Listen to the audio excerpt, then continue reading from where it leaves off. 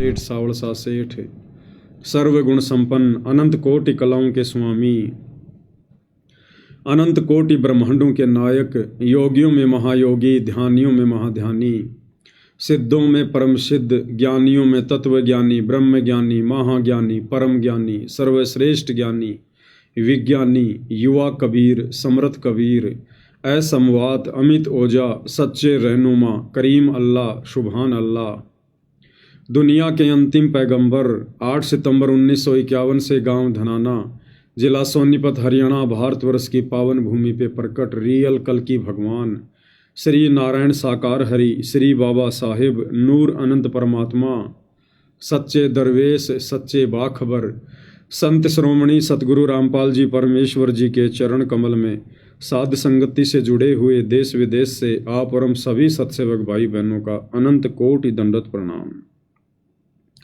सत्साई भाई और बहनों, बहुत बड़ी दया, बहुत बड़ी मेहर पूज्य गुरुदेव भगवान की, परमेश्वर रामपाल जी की, जिनके शुभ आशीर्वाद से, विशेष आशीर्वाद से आप और हम सभी साध संगति से जुड़े हुए सत्सेवक भाई बहन ज्ञान को आधार बनाकर, हर प्रकार से गुरु को परमात्मा मानकर, हर तरह की मर्यादाओं का निर्वाह करते हुए दृढ़ता के साथ, विश्वास के साथ मोक्ष मार्ग पर, भक्ति मार्ग पर अपनी आत्मा के कल्याण हेतु गुरुदेव के आशीर्वाद से निरंतर आगे की ओर बढ़ रहे हैं।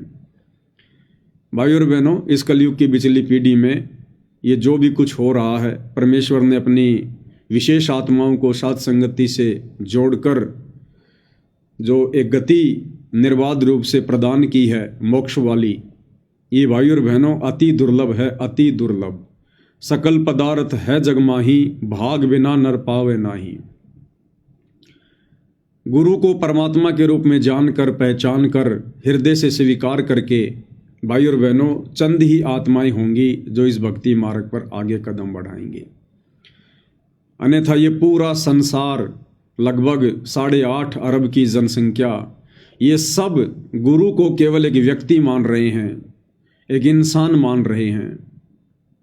और परमेश्वर रामपाल जी ने जिन जिन आत्माओं को अपनी शरण में लिया है, वो आत्माएं भी उन जगत वालों से कम नहीं हैं। वो भी अभी तक अपने गुरु को नहीं पहचान पाई हैं, नहीं जान पाई हैं, और जगत वालों की भांति गुरु को मनुष्य ही मान रही हैं, अपने जैसा एक व्यक्ति मान रही हैं, माँ के गर्भ से जन्म लेकर आया हुआ एक इंसान मान रही हैं।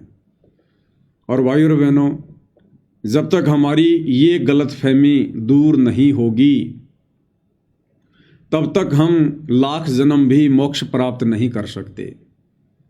कौन सी गलतफहमी? गुरु को मनुष्य मानने वाली गलतफहमी, गुरु को माँ के गर्भ से जन्म लेकर आया हुआ एक व्यक्ति मानने वाली गलती।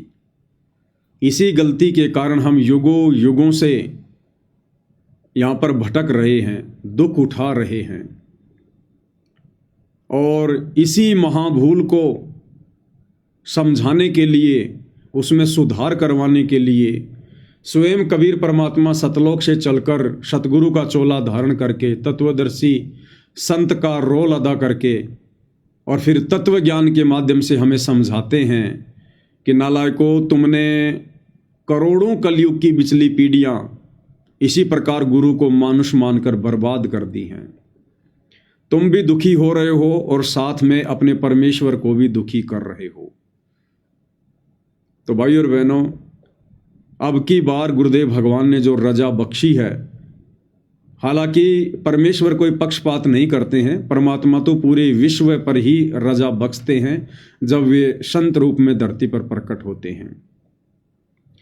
लेकिन कुछ आत्मा ऐसी होती हैं जिनके युगों युगों के शुभ संस्कार, भक्ति संस्कार इतने दृढ़ होते हैं, इतने प्रबल होते हैं कि वो आत्माएं झट से अपने गुरु को पहचान लेती हैं, उनके संकेतों को समझने लग जाती हैं और अपनी भूल को सुधारने की दिशा में आगे बढ़ने लगती हैं। तो निसंदेह आज वर्तमान में वो चंद आत्माएं इस पृथ्वी पर, पूरे 21 ब्रह्मांड में साध संगति से जुड़े हुए सत्सेवक भाई बहन हैं, जिन्होंने परमेश्वर रामपाल जी की लाखों की संगत में से कुछ ही समय में, चंद समय में, एक झटके में और ये बात अपने हृदय से स्वीकार कर ली कि हमारे पूज्य गुरुदेव भगवान कोई आम इंसान नहीं है, 21 ब्रह्मांड के कोई जीव नहीं है, कोई प्राणी नहीं है, ये माँ के गर्भ से जन्म लेकर आए हुए कोई इंसान नहीं है, ये स्वयं पूर्ण ब्रह्म परमात्मा है, सत्य पुरुष हैं, परम अक्षर ब्रह्म हैं, सर्वलोकों के रचयिता हैं। और उसके बाद गुरुदेव भगवान फिर भला क्या कमी छोड़ेंगे, फिर परमेश्वर भी उन आत्माओं को जो गुरु को परमात्मा के रूप में स्वीकार कर लेती हैं, उनको अपनी गोद में उठाकर परमेश्वर इस काल लोक के कष्टों से बचाते हुए भक्ति मार्ग पर निरंतर आगे बढ़ाते हैं। तो निसंदेह भाई और बहनों, सत्सेवकों पर पूज्य गुरुदेव भगवान की विशेष रजा है, विशेष मेहर है, और हमने इस मेहर को इसी प्रकार से बना कर रखना है। अन्यथा भाई और बहनों, जब तक पूर्ण परमात्मा कबीर देव इस आत्मा को मिल नहीं जाता है, और मिलने के बाद जब तक ये आत्मा उनके ज्ञान को भली भांति नहीं स्वीकार कर लेती है, नहीं जान लेती है, तब तक ये आत्मा रुक नहीं सकती है। इस आत्मा को शांति नहीं मिल सकती है। इस आत्मा की भ्रमणा, इस आत्मा का भटकना कभी समाप्त नहीं हो सकता है। ये विषय विकार, ये बुराइयाँ, ये सौपन में भी लाख कोशिशों के बावजूद भी साधक अपने से दूर नहीं कर सकता है, जब तक कि उसको परमात्मा ना मिल जाए, और मिलने के बाद जब तक उसे पूर्णतया उनके विषय में जानकारी ना हो जाए। तो गुरुदेव भगवान एक छोटे से सत्संग के माध्यम से हमें यही समझाना चाह रहे हैं, और इस सत्संग से हमें 2 शिक्षा मिलती हैं। सबसे पहले तो हमें दृढ़ता मिलेगी, हमें विश्वास होगा, क्योंकि गुरुदेव भगवान कह रहे हैं कि बच्चों, ये ऋषि महात्मा सतयुग में, त्रेता में, द्वापर में, जिनकी लाखों वर्ष की उम्र होती थी, हजारों वर्ष की उम्र होती थी, लंबे समय तक वो भगवान की साधना किया करते थे, तपस्या किया करते थे। किस लिए? अपने विषय विकारों के ऊपर नियंत्रण करने के लिए, क्योंकि विषय विकार भक्ति मार्ग में सबसे ज़्यादा बाधक होते हैं। ये साधक के मन को भटकाते हैं, उसे विचलित करते हैं, आत्मा में वो दृढ़ता उत्पन्न नहीं होने देते हैं। इसलिए अपने विषय विकारों को नियंत्रित करने के लिए, समाप्त करने के लिए ये साधु संत महात्मा ऋषि बेचारे घर बार छोड़कर, बाल बच्चे छोड़कर परमात्मा प्राप्ति के लिए जंगलों में चले जाते थे, पहाड़ों पर चले जाते थे, एकांत में चले जाते थे। लेकिन गुरुदेव ने कहा कि लाखों लाखों वर्ष साधना करने वाले वो ऋषि महात्मा भी सर पटक पटक के रह गए, लेकिन काल ने विषय विकारों पर नियंत्रण नहीं होने दिया। उदाहरण के लिए विश्वामित्र ने घर बार त्याग कर परमात्मा प्राप्ति के लिए तप करना शुरू किया, साधना करनी शुरू की। अब इंद्र को भाई और बहनों ये रास नहीं आता है।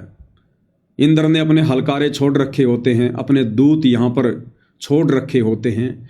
वो यहाँ पर अन्य वेश धारण करके या सूक्ष्म रूप में वो इसी बात की तहकीकात में रहते हैं, क्योंकि वो इंद्र के CBI ऑफिसर होते हैं, कि भाई कोई इंद्र का राज्य प्राप्त करने योग्य तप तो नहीं कर रहा है, इंद्र की गद्दी हथियाने योग्य कोई तप तो नहीं कर रहा है, कोई भक्ति साधना तो नहीं कर रहा, कोई धार्मिक यज्ञ तो नहीं कर रहा है। छोटे मोटे को तो वो खुद ही संभाल लेते हैं, और यदि कोई बड़ी बला होती है तो तुरंत वो नोटिफिकेशन भेज देते हैं इंद्र के पास में। तो इंद्र के पास में नोटिफिकेशन गया कि ऐसे ऐसे एक विश्वामित्र जी हैं और वो ब्रह्म साधना कर रहे हैं और आपकी गद्दी खतरे में है। तो भाई और बहनों, पूज्य गुरुदेव भगवान ने बताया कि इंद्र ने एक उर्वशी भेज दी वहाँ से, और उस उर्वशी ने अपनी अदाओं से, अपने सौंदर्य से, अपने कामुक शरीर से, अपनी मनमोहिनी चाल से उसने विश्वामित्र को अपने नियंत्रण में कर लिया, और विश्वामित्र ने काम वश होकर उसके साथ में विवाह कर लिया, शादी कर ली, और उनसे एक बच्ची उत्पन्न हुई। और उसके बाद इंद्र के द्वारा भेजी गई वो उर्वशी एक दिन विश्वामित्र जी से कहती है कि ऋषि जी, अब मैं अपने स्वलोक को जा रही हूँ, तो विश्वामित्र समझ नहीं पाया माजरा क्या है। तब उसने बताया, तू काहे का साधक है, तू काहे का भगत है, मैं तो तेरी भक्ति खंडित करने के लिए आई थी, इंद्र के द्वारा भेजी गई उर्वशी हूं, और संभालिए अपनी बच्ची, और मैं चली अपने लोक को। उसके बाद गुरुदेव ने बताया, वो विश्वामित्र सिर पटक रहा है, सिर पीट रहा है, फिर वो बनी बनाई साधना उसने अपनी बर्बाद कर दी। तो भाइयों और बहनों, इसी प्रकार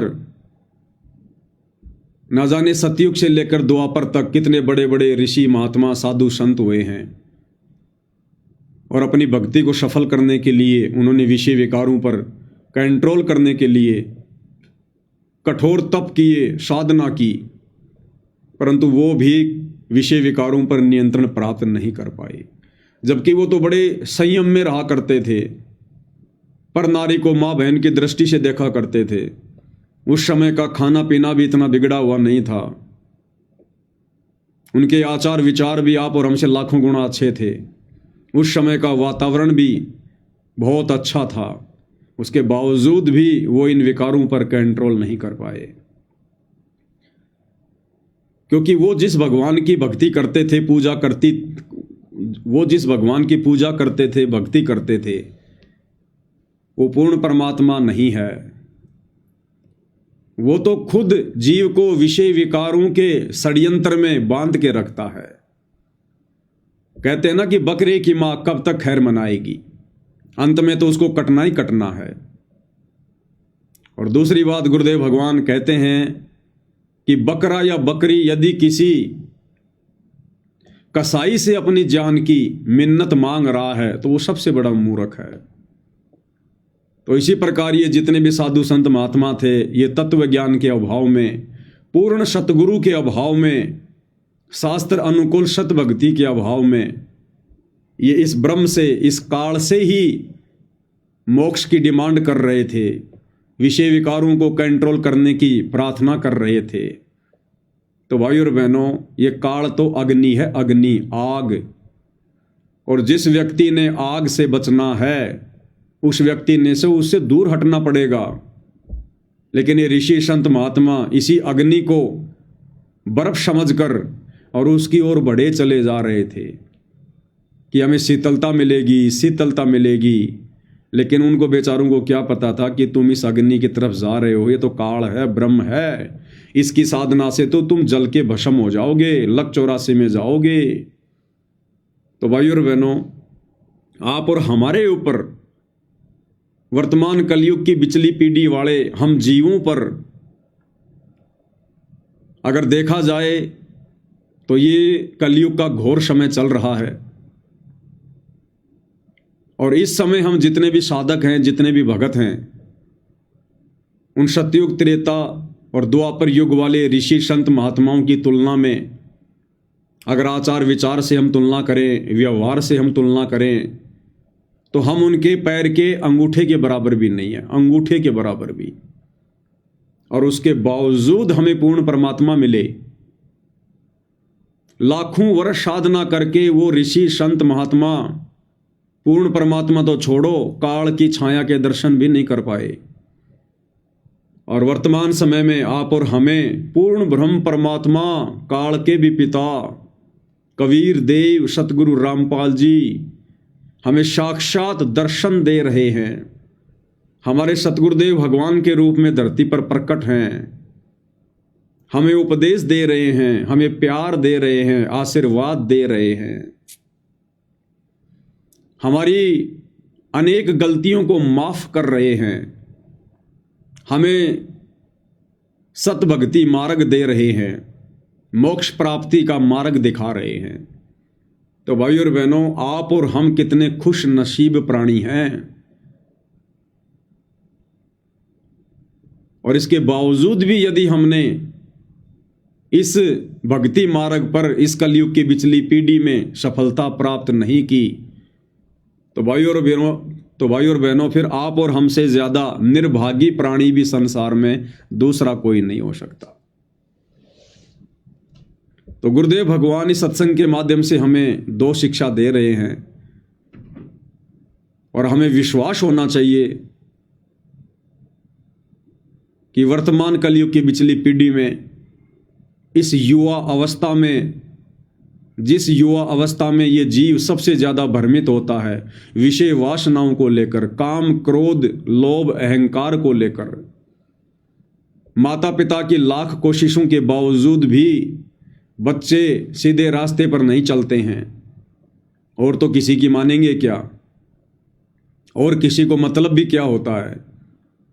माता पिता तो हृदय से चाहेंगे कि बच्चा सीधे रास्ते चले, और बाकी जितने भी हमारे शुभ चिंतक बने फिरते हैं समाज में, रिश्तेदार गुरुजन, वो केवल एक फॉर्मेलिटी के लिए, अपने स्वार्थ के लिए, दिखावे के लिए चाहेंगे कि हम सीधे रास्ते चलें।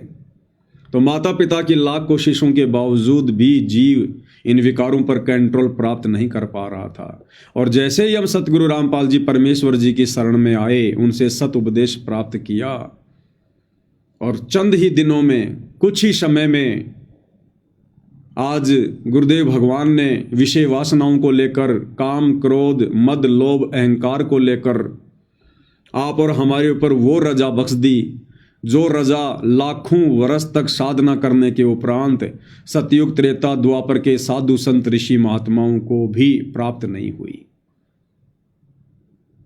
तो ये एक शिक्षा है भाई और बहनों। हमारे को विश्वास होना चाहिए कि ये कार्य, ये असंभव कार्य बगैर पूर्ण ब्रह्म परमेश्वर कबीर देव की विशेष रजा के, विशेष आशीर्वाद के संभव नहीं है। तो सतगुरु रामपाल जी परमेश्वर वो परम शक्ति है, परम पिता परमात्मा हैं, जिन्होंने सहज में आप और हम जैसे दो कोटि के जीवों पर ऐसी रजा बख्शी है। उन्होंने मिट्टी को कंचन बना दिया है, सोना बना दिया है।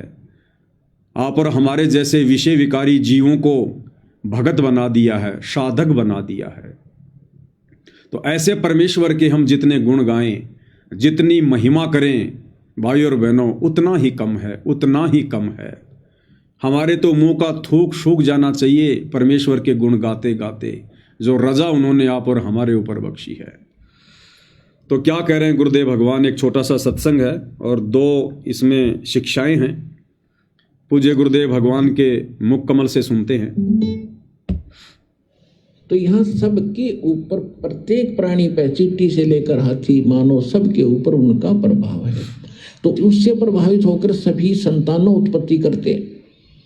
ये विवश हो गए हैं, बस की बात नहीं। प्राणी कहते कितनी बात बनाओ, ऋषि महर्षियों की कथा सुना दें आपको।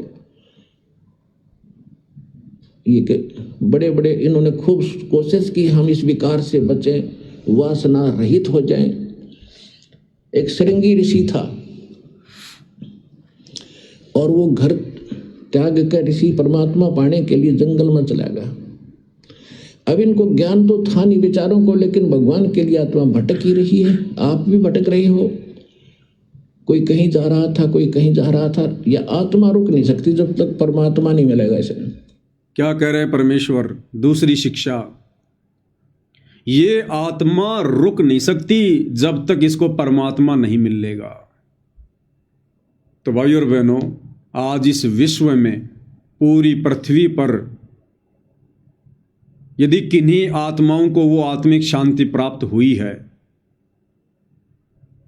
यदि कुछ आत्माएं दृढ़ता के साथ, विश्वास के साथ इस शास्त्र अनुकूल सत भक्ति पर लगी हुई हैं, प्रत्येक मर्यादाओं का निर्वाह कर रही हैं, गुरु के प्रत्येक वचन को फॉलो कर रही हैं, तो वो आत्माएं सत्सेवक भाई बहन।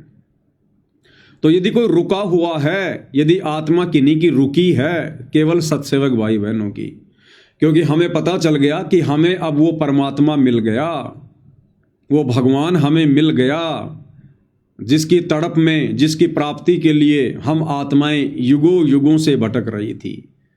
क्योंकि गुरुदेव भगवान कह रहे कि ये आत्मा रुक नहीं सकती जब तक इसको परमात्मा ना मिल जाए। तो आज इस पूरी पृथ्वी पर यदि किसी को आत्मिक संतुष्टि है, मानसिक संतुष्टि है, आध्यात्मिक संतुष्टि है, तो केवल वो सत्सेवक भाई बहन है। सतगुरु रामपाल जी परमेश्वर जी की लाखों की संगत में जो भाई बहन सतलोक आश्रमों से जुड़े हुए हैं, उन्हें भी मानसिक, आध्यात्मिक संतुष्टि नहीं है। वो आत्माएं भी विचलित हैं, भ्रमित हैं, डगमग हैं। उन्हें जब चाहे श्री राम की पूजा करवा लो, जब चाहे श्री रामपाल जी की पूजा करवा लो, उनसे आप चाहे धनाना में बैडमिंटन का स्टेडियम बनवा लो, चाहे आश्रम में बहुत बड़ा हॉस्पिटल खुलवा लो, चाहे जाटों के आरक्षण में बैठा दो, चाहे गुंडों की सीबीआई जांच का समर्थन करवा दो, चाहे अन्नपूर्णा मुहिम के नाम पर श्वासों को बर्बाद करवाने के लिए गांव गांव उनसे परेड करवा लो। वो आत्माएं भी भ्रमित हैं, डगमग हैं, उन्हें संतुष्टि नहीं है, उन्हें अभी पहचान नहीं है। तो क्या कह रहे हैं गुरुदेव कि जब तक इस आत्मा को परमात्मा नहीं मिलेगा ये आत्मा रुक नहीं सकती। तो आज भक्ति मार्ग पर कौन रुके हुए हैं? रुकने का मतलब दृढ़ता के साथ, विश्वास के साथ, गुरु के प्रत्येक वचन में रहकर, प्रत्येक मर्यादाओं को फॉलो करके जो भक्ति कर रहे हैं, इस विश्वास के साथ, उसको कहते हैं रुकना, आत्मा का स्टेबल हो जाना, स्थिर हो जाना, किसी के बहकावे में ना आना। कोई कितना ही भ्रमित क्यों ना करे गुरु का नाम लेकर, गुरु का आदेश बताकर, लेकिन मन में तनिक भी दोष उत्पन्न ना होना, गुरु वचन को तोड़ने की स्वप्न में भी ना सोचना कि भैया हमें गुरुदेव भगवान ने जो अपने सत्संगों में बता दिया, समझा दिया, जो दिशा निर्देश उन्होंने अपने प्रवचनों में दे दिए, आज वर्तमान में उनकी गैर हाजिरी में हम उन प्रवचनों को, उन सत्संगों को ही अपना गुरु मानकर भक्ति करेंगे। हम उनके बेटा बेटी के चक्कर में आने वाले नहीं, हम किसी कोऑर्डिनेटर के बहकावे में आने वाले नहीं हैं, हम किसी पीले पर्चे को गुरु का आदेश मानकर मूर्खों की भांति भेड़ चाल में चलने वाले नहीं हैं। तो इसको कहते हैं आत्मा का रुक जाना, आत्मा का डट जाना, किसी के डराने से नहीं डरना, धमकाने से भयभीत नहीं होना कि तुम्हें गुरुद्रोही कर देंगे, तुम्हें आश्रम में नहीं घुसने देंगे, तुम्हारी गुरुजी से प्रार्थना लगवा देंगे। भैया तुम जो मर्जी एप्लीकेशन लगवा दो, कहीं भी लगवा दो, जब तक गुरुदेव भगवान साक्षात हमारे सामने नहीं होंगे तब तक हम उनके सत्संगों को ही आधार बनाकर चलेंगे, अपना गुरु मानकर चलेंगे। बाकी हम किसी के बहकाव में आने वाले नहीं हैं। तो इसको कहते हैं आत्मा का रुक जाना, आत्मा का डट जाना, क्योंकि अब हमें परमात्मा मिल चुके हैं। तो भटक ही रही है, आप भी भटक रहे हो। कोई कहीं जा रहा था, कोई कहीं जा रहा था। यह आत्मा रुक नहीं सकती जब तक परमात्मा नहीं मिलेगा इसने। यह आत्मा रुक नहीं सकती जब तक परमात्मा नहीं मिलेगा इसने। यह आत्मा रुक नहीं सकती जब तक परमात्मा नहीं मिलेगा इसने। ये आत्मा रुक नहीं सकती जब तक परमात्मा नहीं मिलेगा इसमें। तो ये आत्मा परमेश्वर के आशीर्वाद से हम सत्सेवक भगत भाई बहनों की रुकी है। इसलिए गुरुदेव भगवान की जितनी महिमा की जाए, जितने उनके गुणगान किए जाएं भाई और बहनों, उतना ही थोड़ा है।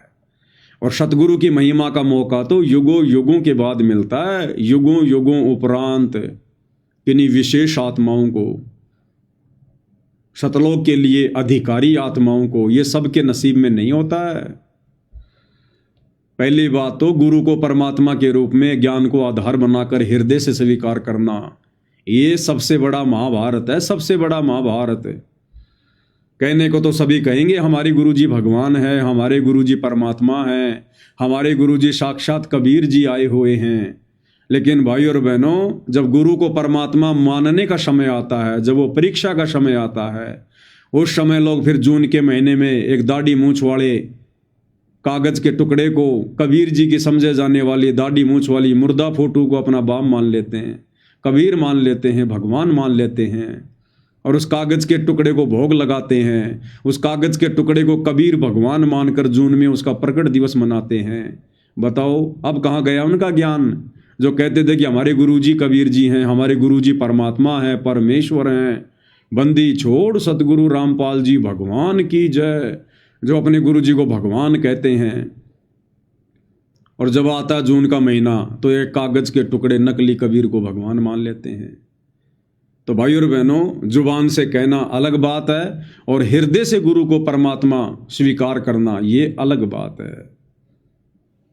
और गुरुदेव भगवान ने अपने प्रवचनों में, अपने सत्संगों में ये बात हमें समझाने में कोई कमी नहीं छोड़ी, कोई कसर नहीं छोड़ी। देखो, गुरु संकेत ही करेगा। भाई और बहनों, ये मनुष्य योनि 84 लाख योनियों में नहीं आती है, 84 लाख योनियों से भिन्न है। गुरुदेव भगवान अनेक बार सत्संग में जिक्र करते हैं कि बच्चों, आपको जो 84 लाख योनियों से भिन्न एक ये मनुष्य योनि मिली है, ये 84 लाख योनियों से भिन्न शरीर है। परमेश्वर ने हमें अपने जैसा रूप दिया है। वे नारायण हैं तो हम नर हैं, हम उनके अंश हैं, हम उनके प्रतिबिंब हैं, उनके स्वरूप हैं। एक सत्संग में परमात्मा कहते हैं कि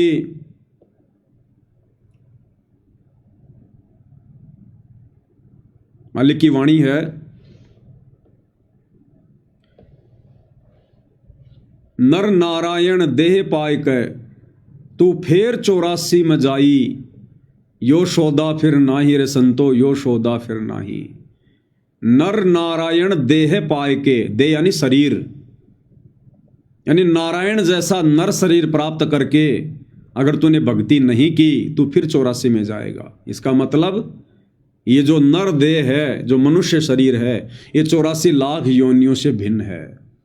इसलिए आप और हमारे पास में जो बुद्धि है वो 84 लाख योनियों के प्राणियों से भिन्न है, उनसे उत्तम है, उनसे श्रेष्ठ है। जरा सी बुद्धि का ही अंतर है भाइयों और बहनों, अन्यथा हमारे में यानी मनुष्य में और 84 लाख योनियों के प्राणियों में कोई अंतर नहीं है। जरा सी बुद्धि का अंतर है बस। परमात्मा कहते हैं भक्ति बिना नर और खर एक है। भक्ति यानी ज्ञान, समझ। इस भक्ति के बिना, इस ज्ञान के बिना, इस बुद्धि के बिना नर और खर एक हैं। इंसान और गधा, इनमें कोई अंतर नहीं है। देखो, जितने भी पशु पक्षी हैं, 84 लाख योनियों के प्राणी हैं, हम सब अपनी खुली आंखों से देख रहे हैं, वो निवस्त्र घूमते हैं, उनको कोई शर्म नहीं है, नंगे घूमते हैं वो। और मनुष्य को परमात्मा ने जरा सी बुद्धि दी, जिस बुद्धि के कारण इसने अपने शरीर को ढकना शुरू कर दिया। अगर ये 500 रुपए के कपड़े ना हों, अगर ये 500 रुपए के वस्त्र ना हों, तो मनुष्य में और जानवरों में कोई अंतर नहीं है। यानी इंसान में और 84 लाख योनियों के प्राणियों में केवल 500 रुपए का अंतर है, केवल 500 रुपए का, जरा सी बुद्धि का। 84 लाख योनियों के प्राणी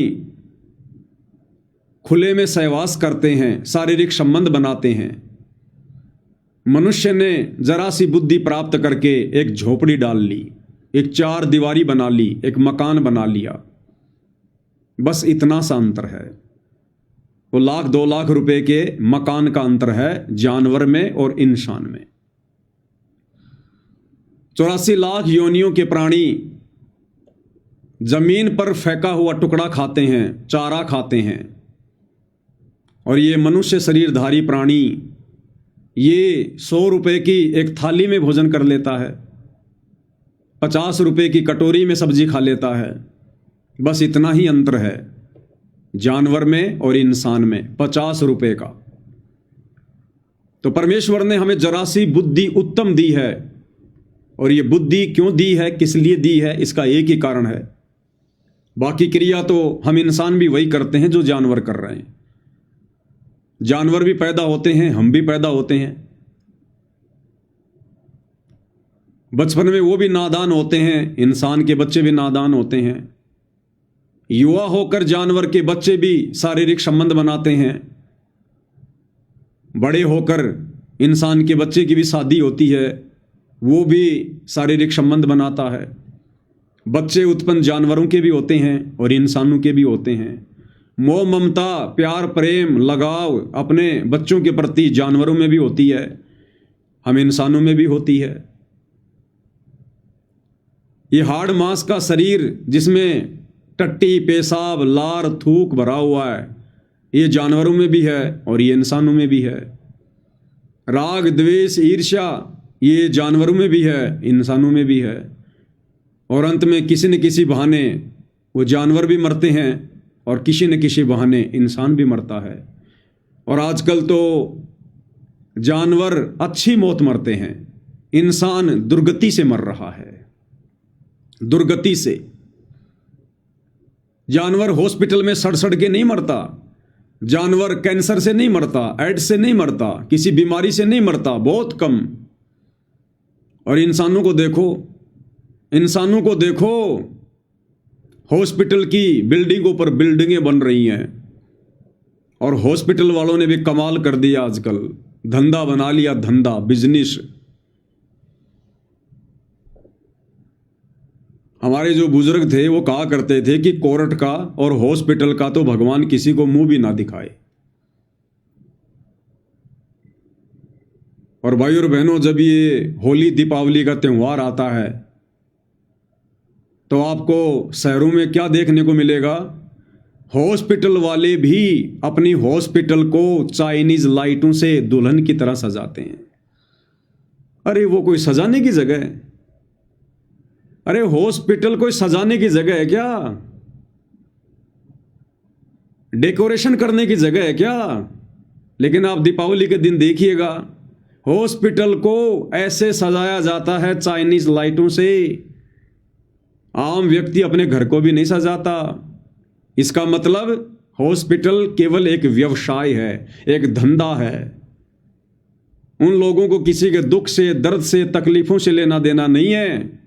उनका बिजनेस अच्छा चल रहा है, वो खुश हैं इस बात से कि दुनिया बीमार हो रही है, दुनिया रोगों से ग्रस्त हो रही है और हमारा धंधा निर्बाध रूप से चल रहा है। अन्यथा वो डॉक्टर भी इंसान है और इंसान को दूसरे के दर्द से, तकलीफ से उसको परिचित होना चाहिए। और उन डॉक्टरों को तो ये दुआ करनी चाहिए भगवान से कि हे परमात्मा, आपने हमें लोगों की सेवा का मौका दिया है, हे परमेश्वर आप दया बख्शो इस संसार पर, सृष्टि पर, लोगों को सद्बुद्धि दो आप। लोग खाने में जहर मिलाना छोड़ें, यूरिया डालना छोड़ें, पेस्टिसाइड्स का प्रयोग करना छोड़ें, लोग शराब पीना छोड़ें, लोग मांस खाना छोड़ें, नशा करना छोड़ें और दुनिया बीमार ना हो, दुनिया को कोई तकलीफ ना हो। लेकिन वो ये सोचते हैं कि बस इसी प्रकार से दुनिया बीमार होती रहे और हमारा धंधा निर्बाध रूप से चलता रहे, क्योंकि उनके द्वारा हॉस्पिटलों को दुल्हन की तरह सजाना ये इस बात का प्रतीक है कि वो कितने खुश हैं जब उनके हॉस्पिटल में मरीज आते हैं। सभी तो नहीं होते, लेकिन ज्यादातर आज ऐसा ही हो गया। तो भाई और बहनों, अब आने वाले समय में परमात्मा वो समस्या भी दूर कर देंगे इन डॉक्टरों की, इन हॉस्पिटल वालों की, क्योंकि आने वाला समय सतयुग का है, 2028 युग परिवर्तन का समय है। उसके बाद धीरे धीरे धीरे धीरे सतयुग से भी उत्तम समय आएगा। लोगों का खान पान सुधरेगा, लोगों के विचार सुधरेंगे, लड़ाई झगड़े समाप्त हो जाएंगे, ना कोई किसी का सिर फोड़ेगा, ना कोई किसी का हाथ काटेगा, ना किसी को हॉस्पिटल में जाना पड़ेगा। सब लोग भक्ति करेंगे, भक्ति करने से उनके पुण्य बढ़ेंगे, संस्कार मजबूत होंगे, और जब पुण्य बढ़ेंगे, संस्कार मजबूत होंगे तो बीमारियां भी घटेंगी और धीरे धीरे परमात्मा उन डॉक्टरों की भी सुनेगा, सतयुग से भी अच्छा माहौल आएगा। तो वर्तमान में उसी प्रोसीजर पर धीरे धीरे ये पूरा विश्व चल रहा है। तो जो प्रसंग चल रहा था भाइयों और बहनों कि गुरु को परमेश्वर माने बिना, गुरु को परमात्मा माने बिना हृदय से आप और हमारी ये जन्म और मरण वाली समस्या कभी भी सॉल्व नहीं हो सकती। और ये गुरु को परमेश्वर मानने वाली जो प्रोसीजर है भाइयों और बहनों, ये केवल कलयुग की पिछली पीढ़ी में ही खत्म होती है, सॉल्व होती है, और सबकी नहीं होती है। जो भगवान आत्मा होती है केवल उन्हीं की होती है, क्योंकि सतगुरु केवल संकेत करेगा, सतगुरु खुल के नहीं बताएगा वे कौन हैं, केवल संकेत करेंगे। इसीलिए तो हमें मनुष्य जन्म दिया है, ये विशेष बुद्धि प्रदान की है ताकि हम विचार कर सकें, चिंतन मनन कर सकें, गुरु के प्रवचनों पर मंथन कर सकें कि गुरु अपने प्रवचनों में कहना क्या चाहते हैं, हमें समझाना क्या चाहते हैं, हमारे दिमाग में क्या बात डालना चाहते हैं। तो आपको ऐसा ही एक अनमोल छोटा सा सत्संग पूज्य गुरुदेव परमेश्वर रामपाल जी का सुनाते हैं, जिसमें परमात्मा ने संकेत ही संकेत में सतगुरु के विषय में बताया है कि सतगुरु कौन होता है, सतगुरु की क्या परिभाषा होती है। क्योंकि अंतर्यामी सतगुरु रामपाल जी परमेश्वर इस बात से भली भांति परिचित हैं कि मेरे सामने बैठकर मेरे से उपदेश लेकर मेरे फॉलोअर जो मुझे सतगुरु कहकर संबोधित कर रहे हैं, हमारे सतगुरुदेव जी, सतगुरु रामपाल जी महाराज, तो जो सतगुरु की उपमा लगा रहे हैं ये केवल देखा देखी में लगा रहे हैं। इन्हें अभी सतगुरु की परिभाषा का ज्ञान नहीं है, ये अभी सतगुरु से परिचित नहीं है कि सतगुरु कौन शक्ति है, सतगुरु होता कौन है। तो ये बहुत ही पुराना सत्संग है भाई और बहनों, सन 2000 के आसपास का। परमेश्वर राजस्थान में आए थे और राजस्थान के लोगों ने परमेश्वर को सम्मान देते हुए उनको साफा भेंट किया। राजस्थान में जो पगड़ी होती है, जो साफा होता है, वो लाल कलर का साफा पूज्य गुरुदेव भगवान को अपने परमेश्वर को पहनाया। क्योंकि एक परंपरा होती है, जब भी कोई ऐसा धार्मिक कार्यक्रम होता है तो हर क्षेत्र के लोग, जो भी वहाँ की कोई विशेष वस्तु होती है, कोई पहनावा होता है, वो सामने वाले को जरूर भेंट करते हैं सम्मान की दृष्टि से। और परमेश्वर रामपाल जी के अलावा तो सम्मान ग्रहण करने वाला इस संसार में दूसरा कोई है ही नहीं। इस पगड़ी के अधिकारी परमेश्वर रामपाल जी के अलावा कोई दूसरे सृष्टि में नहीं है, संसार में नहीं है कोई। तो राजस्थान में सत्संग करते हुए पूज्य गुरुदेव भगवान ने कबीर जी की वाणियों का हवाला देते हुए और क्या वाणी कही कि कबीर निबल सबल को जान के नाम धर्या जगदीश, कहे कबीर जन्मे नहीं, कहे कबीर जन्मे मरे ताही धरूं नहीं शीस। कबीर जी क्या कह रहे हैं अपनी वाणी में कि निबल सबल को जान के नाम धर्या जगदीश। ये दुनिया ने तो ऐसे ही इन देवी देवताओं के नाम धर लिए, जगदीश, जगत के ईश, आध्यात्मिक ज्ञान के बिना, तत्व ज्ञान के बिना। अब कबीर जी क्या कह रहे हैं, कहे कबीर जन्मे मरे ताही धरूं नहीं शीस। कहते हैं भले तुम कितना ही किसी को जगदीश कहो, चाहे ब्रह्मा को, चाहे विष्णु को, चाहे महेश को, किसी को भी, कबीर जी कहते हैं मैं तो उसको अपना शीश अर्पित करूंगा, मैं तो उसको अपना पूज्य मानूंगा जो जन्म और मरण से दूर होगा। कहे कबीर जन्मे मरे ताही धरूं नहीं शीस। जो जन्म और मरण में है और जिसको तुम सतगुरु कह रहे हो, जिसको तुम जगदीश कह रहे हो, जिसको तुम भगवान कह रहे हो, कबीर जी कहते हैं मैं तो जन्मने और मरने वाले ऐसे व्यक्ति को, ऐसे भगवान को, ऐसे सतगुरु को भाई मैं तो अपना पूज्य नहीं मानूंगा, मैं तो अपना शीश नहीं नवाऊंगा। क्या कह रहे हैं गुरुदेव भगवान और क्या इससे हमें शिक्षा मिलेगी, ध्यान से सुनिएगा। सबल को जाने के नाम धरा जगदीश, कह कबीर जन्म मरे उनको धरो ना शीश। ये ब्रह्मा विष्णु महेश, ये तो जन्म मरने वाले भगवान हैं, इनको मैं नमस्कार भी ना करूं, ठीक है, इनकी जितनी शक्ति है इनका लाभ अवश्य लेंगे, पर ये हमारे पूज्य नहीं हो सकते। तो क्या कहा गुरुदेव ने कि ये नादान जगत वाले ब्रह्मा विष्णु महेश को जगदीश मानकर, अपना पूज्य इष्ट मानकर, देव मानकर इनकी पूजा कर रहे हैं। लेकिन गुरुदेव कह रहे हैं कि निबल सबल को जान के नाम धर्या जगदीश, और कहे कबीर जन्मे मरे ताही धरूं नहीं शीश। कि भैया मैं तो उसको अपना शीश अर्पित नहीं करूंगा, मैं तो उसे अपना पूज्य नहीं मानूंगा, अपना इष्ट नहीं मानूंगा जो जन्म और मरण में है। तो भाई और बहनों, हम तो कबीर पंथी हैं। अरे हम सभी भाई बहन कबीर पंथी हैं, कबीर जी के द्वारा दिखाए गए मार्ग पर चल रहे हैं। तो हमने भी वही करना पड़ेगा जो कबीर जी कह रहे हैं। यानी जन्मने और मरने वाले को हमने कभी भी पूज्य देव के रूप में स्वीकार नहीं करना। जो जन्मता है मरता है वो कभी जगदीश नहीं हो सकता, वो कभी परमात्मा नहीं हो सकता, और हमने उसको शीश नहीं नवाना चाहिए।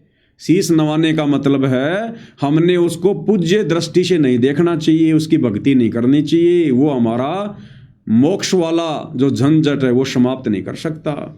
तो ये कबीर जी की वाणी है, और हम सभी सतगुरु रामपाल जी के फॉलोअर कबीर पंथी हैं, कबीर पंथी। तो अब मैं उन अपने तमाम गुरु भाई बहनों से निवेदन करूंगा, प्रार्थना करूंगा कि मैं पवन दास तो कुछ नहीं कहता भाई, मेरे से नाराज मत हुआ करो। ये कबीर जी की वाणी है, और स्वयं सतगुरु रामपाल जी इस वाणी को बोल रहे हैं, समझा रहे हैं। अब इस आधार से सतलोक आश्रमों से जुड़े हुए भाई बहनों से मेरी प्रार्थना है, मेरी विनती है, भाई आप लोग तो अपने गुरु जी को जन्म लिया हुआ मानते हो। सतगुरु रामपाल जी तो आप भाई बहनों के अनुसार जन्म और मरण में हैं। आप ही कहते हो कि उनके पिता का नाम नंदराम है, उनकी माता का नाम इंद्रो देवी है। संत रामपाल जी का जन्म इंद्रो माई की कोख से हुआ है। संत रामपाल जी का जन्म गांव धनाना में हुआ है। तो आप खुद ही कहते हो भाई बहन कि संत रामपाल जी का तो जन्म हुआ है, वो तो जन्म और मरण में है। और आप लोगों ने एक 3D की फिल्म बना दी 25 मिनट की, संत और परमात्मा का अद्भुत मिलन, और उसमें आप लोगों ने बिल्कुल संत रामपाल जी को जन्म मरण वाला साबित कर दिया कि संत रामपाल जी तो एक जीव थे, परमात्मा के हंस थे, माँ के गर्भ से जन्म लेकर आए थे। और 1997 में संत रामपाल जी को तो कबीर जी ने सहशरीर सतलोक भेज दिया, और आज उनके चोले में खुद ही लीला कर रहे हैं। तो आप सतलोक आश्रमों से जुड़े भाई बहनों के अनुसार संत रामपाल जी तो जन्म और मरण में है। आप लोग जन्म मरण से बाहर तो उस कागज के टुकड़े, दाढ़ी मूंछ वाली फोटो कबीर को मान रहे हो। तभी तो जून के महीने में कबीर का तो प्रकट दिवस मनाते हो, और संत रामपाल जी का 8 सितंबर के दिन जन्मदिन मनाते हो, अवतरण दिवस मनाते हो। तो भाई और बहनों, इस आधार से तो सतगुरु रामपाल जी आपके पूज्य देव नहीं हैं, क्योंकि संत रामपाल जी तो आप लोगों के अनुसार जन्म मरण में हैं।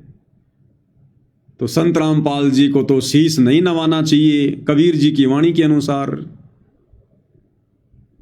तो आप लोग किस दिशा में जा रहे हो भाई और बहनों? वो दाढ़ी मूंछ वाला कबीर आप लोगों के सामने प्रत्यक्ष नहीं है। संत रामपाल जी को आपने जन्म और मरण में मान लिया, और जो जन्मता और मरता है उसके लिए खुद कबीर जी कह रहे हैं कि ताही नवाऊं नहीं शीस, कहे कबीर जन्मे मरे ताही धरूं नहीं शीस। तो बताओ आप लोग किस दिशा में जा रहे हो, किस मार्ग पर जा रहे हो? आप किस दिशा में जा रहे हो भाई और बहनों? समय बहुत थोड़ा बचा है। इस जिंदा कबीर सतगुरु रामपाल जी को पहचान लो ज्ञान को आधार बनाकर। अगर ज्ञान आधार नहीं बनाना आता है तो साथ संगति के वीडियो देखना शुरू करो। अपने गुरुदेव के आशीर्वाद से सत्सेवक भाई बहन तुम्हें बताएंगे, समझाएंगे कि ज्ञान आधार क्या होता है, गुरु को हृदय से परमात्मा कैसे माना जाता है, गुरु कैसे रजा बख्शेंगे ये बात हमें समझ में आए, उसके लिए गुरु को कैसे प्रसन्न किया जाता है, गुरु की मेहर प्राप्त करने के लिए, ज्ञान योग खुलवाने के लिए क्या क्या धार्मिक क्रियाएं करनी पड़ती हैं। अगर आप भाई बहनों की आंखें बंद हैं, ये माया का रस पी कर यदि आप डामाडोल हो चुके हैं, तो सत्सेवक भाई बहनों से संपर्क करो, साथ संगति के वीडियो देखो। तो भाई और बहनों, आश्रम वालों की पूरी तरह से आंखें बंद हैं, और आप और हमारी आंखें पूज्य गुरुदेव भगवान ने किस कदर खोल रखी हैं, इसके लिए भी हम गुरुदेव भगवान की जितनी महिमा करें भाई और बहनों उतना ही कम है। और हमने अब इस रजा को भाई और बहनों अंतिम समय तक, अंतिम श्वास तक इसी प्रकार से बना के रखना है। अगर हमारा जरा भी ध्यान अपने गुरुदेव भगवान से हट गया, जरा भी, क्योंकि दास को शायद कल या परसों किसी ने व्हाट्सएप पर एक मैसेज भेजा कि भगत जी मान लीजिए मैंने आज संत रामपाल जी को परमात्मा मान लिया, भगवान मान लिया, और यदि कल को किसी कारण से मैं उनको परमात्मा ना मान पाऊं, भगवान ना मान पाऊं, अंतर्यामी स्वयंभू परमात्मा ना मान पाऊं, तो क्या मेरा मोक्ष नहीं होगा? तो देखो भाइयों और बहनों, पहली बात, यदि आपने ज्ञान को आधार बनाकर ये 100 प्रमाण देखकर सतगुरुदेव जी को परमात्मा मान लिया, अंतर्यामी मान लिया, अविनाशी मान लिया, तो निकट भविष्य में कभी ऐसी नौबत आएगी नहीं। आप फिर गुरु पद से कभी नीचे गिर ही नहीं सकते। आपके मन में फिर कभी ये दोष उत्पन्न ही नहीं होगा। हाँ, यदि आपने देखा देखी में, लोगों के कहने से, जल्दबाजी में, होश में जोश खोकर इन आश्रम वालों की तरह यदि आप सत्सेवकों की कॉपी करते हुए अगर आप जयकारे लगाओगे, सतगुरु रामपाल जी भगवान की जय, सतगुरु रामपाल जी भगवान की जय, तो फिर आप आगे चल के धोखा खा सकते हो। परंतु यदि आपने सत्सेवक भाई बहनों की तरह सत्संगों को समझकर, गुरु से प्रार्थना करते हुए, ज्ञान को आधार बनाकर यदि आपने उन्हें परमेश्वर के रूप में मान लिया, स्वीकार कर लिया, फिर भाई और बहनों ये नौबत आएगी ही नहीं, आएगी ही नहीं ये नौबत। गुरुदेव भगवान कभी हमसे दूर हो ही नहीं सकते। ऐसा दोष कि हमारे गुरु परमात्मा नहीं होंगे, शौपन में भी नहीं आ सकता, शौपन में भी। तो फिलहाल आपने जो एक कमेंट्स किया था कि भाई अगर मैंने कभी उनको परमात्मा नहीं माना किसी कारण से, तो क्या मेरा मोक्ष नहीं होगा? तो भाई फिर कहाँ मोक्ष होगा? फिर कैसे मोक्ष होगा? ये तो अंतिम श्वास तक परमात्मा ने बताया कि अंतिम श्वास तक आपने इस कदर विश्वास रखना पड़ेगा, तब जाकर हमारी ये बात बनेगी, हमारी समस्या का समाधान होगा। और एक सोशल मीडिया पर छोटा सा वीडियो दास ने देखा, रामायण का थोड़ा पार्ट है, राम रावण युद्ध का जिक्र है। चूंकि भाइयों और बहनों अब हम परमेश्वर के तत्व ज्ञान से परिचित होते जा रहे हैं, हमें गुरुदेव भगवान ने दुनिया का सर्वश्रेष्ठ ज्ञान, तत्व ज्ञान दिया है। दुनिया वालों से भिन्न हमारे आचार विचार हो गए हैं, हमारा सोचने का तरीका हो गया है। क्योंकि जब इंसान की भक्ति चेंज होती है तो उसके विचार भी चेंज होते हैं। जब इंसान का खान पान चेंज होता है तो उसके विचार भी चेंज होते हैं। जब इंसान की संगति चेंज होती है तो उसके विचार भी चेंज होते हैं।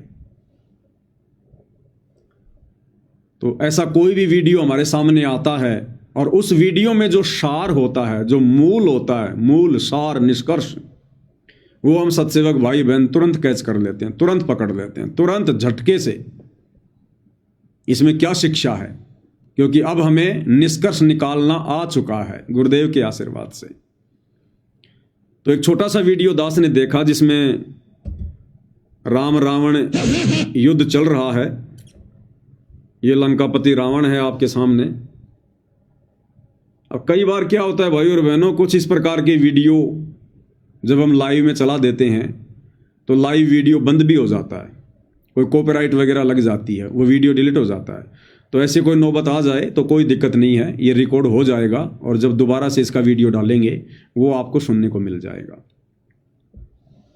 तो ये राम रावण युद्ध के समय की घटना है और दशरथ पुत्र श्री रामचंद्र काफी समय से रावण के साथ युद्ध करते हुए उन्हें मारने का प्रयास कर रहे थे, लेकिन रावण मर नहीं रहा था। बार बार श्री रामचंद्र जी तीर मारकर उनके शीश काट रहे थे, लेकिन रावण के पास में सिद्धियां थी, वापस उनका शीश उनके धड़ पर जुड़ जाता था। अब सारे देव देवता भाई और बहनों भयभीत थे, पूरे के पूरे देव देवता भयभीत, पसीने छूट रहे थे, सब देख रहे थे टकटकी लगा के ऊपर से कि भाई ये राक्षस मरेगा या नहीं मरेगा, ये राक्षस मरेगा या नहीं मरेगा।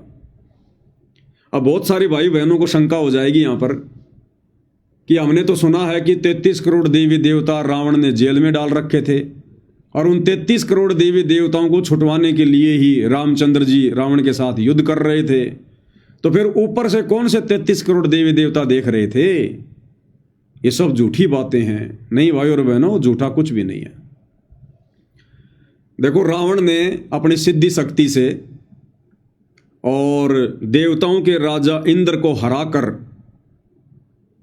और सभी देवी देवताओं को अपने बंद में, अपनी जेल में डाल दिया था।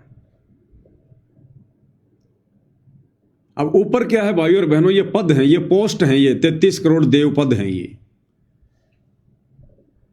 और जैसे यहां पर अगर कोई विधायक, कोई एमएलए, कोई मंत्री, कोई मुख्यमंत्री यदि कोई घोटाला कर देता है, कोई भ्रष्टाचार कर देता है, तो देश के संविधान के अनुसार उसको जेल में डाल दिया जाता है।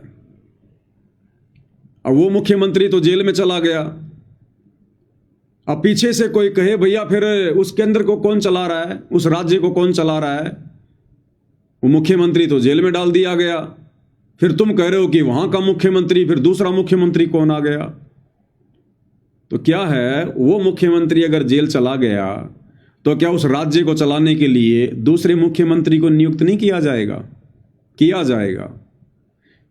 ठीक इसी प्रकार भाई और बहनों, ये 33 करोड़ देव पद हैं। इनमें यदि कोई मर जाता है, किसी का समय पूरा हो जाता है, या अन्य कोई राक्षस और देवताओं के युद्ध के चलते अगर किन्हीं देव देवताओं को बंधक बना लिया जाता है, तो परमेश्वर के ऑटोमेटिक मैनेजमेंट के अनुसार उन पदों पर दूसरे लोगों को देव पद पर बैठा दिया जाता है। तो जिन 33 करोड़ देवी देवताओं को रावण ने अपने कैद में डाल रखा था, उसके बाद, क्योंकि सृष्टि तो परमात्मा ने चलानी होती है ना, एक मैनेजमेंट तो परमात्मा ने बना के रखना होता है ना, तो तुरंत ही, क्योंकि इनकी विज्ञान बहुत एडवांस होती है, इनका सिस्टम बहुत एडवांस होता है, तुरंत ही उन देव पदों पर जो आत्माएं रिजर्व में होती हैं, उन आत्माओं को बैठा दिया जाता है, तुरंत उनको बैठा दिया जाता है।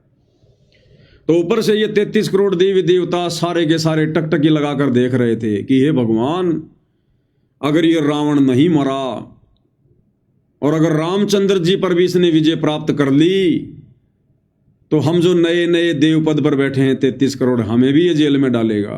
तो सारे के सारे बेचारे भयभीत हो रहे थे, पसीने छूट रहे थे उनके। और इसी चिंता में सारे के सारे एकत्रित होकर वार्तालाप करने लगे और किसी से पूछने लगे कि भाई ये हो क्या रहा है? ये रावण श्री रामचंद्र जी के तीर मारने से मर क्यों नहीं रहा है? श्री रामचंद्र जी इसको मार क्यों नहीं देते? इसको मार क्यों नहीं देते? प्रभु इसके हृदय को लक्ष्य बनाकर बाण क्यों नहीं चला रहे? इतने में वहां पर ब्रह्मा जी प्रकट हो जाते हैं। इंद्र खड़ा है, मुख्य मुख्य देवता खड़े हैं, चिंत्या। इतने में वहां पर ब्रह्मा जी प्रकट हो जाते हैं। सभी ब्रह्मा जी को नमन करते हैं, नमस्कार करते हैं। और देवताओं के राजा इंद्र ने कहा, तो क्या फिर ये रावण श्री रामचंद्र जी से नहीं मर पाएगा?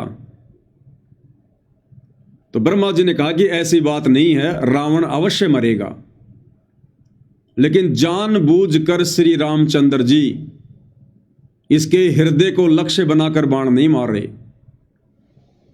इसका एक बहुत गूढ़ रहस्य है। अब रहस्य वास्य तो भाई और बहनों आज हमें समझ में आ गया, कोई गूढ़ रहस्य नहीं था। ये अपनी इज्जत बचाने के लिए इस प्रकार के दाव पेच मारते हैं। अगर श्री रामचंद्र जी उसके हृदय को लक्ष्य बनाकर बाण मार भी देते तो कौन सा रावण मर जाता? छाती में बाण मारने से तो मर ही नहीं सकता था। अरे जिसकी गर्दन काटी जा रही थी तब नहीं मर रहा, तो हृदय में बाण मारने से कहां मर जाता?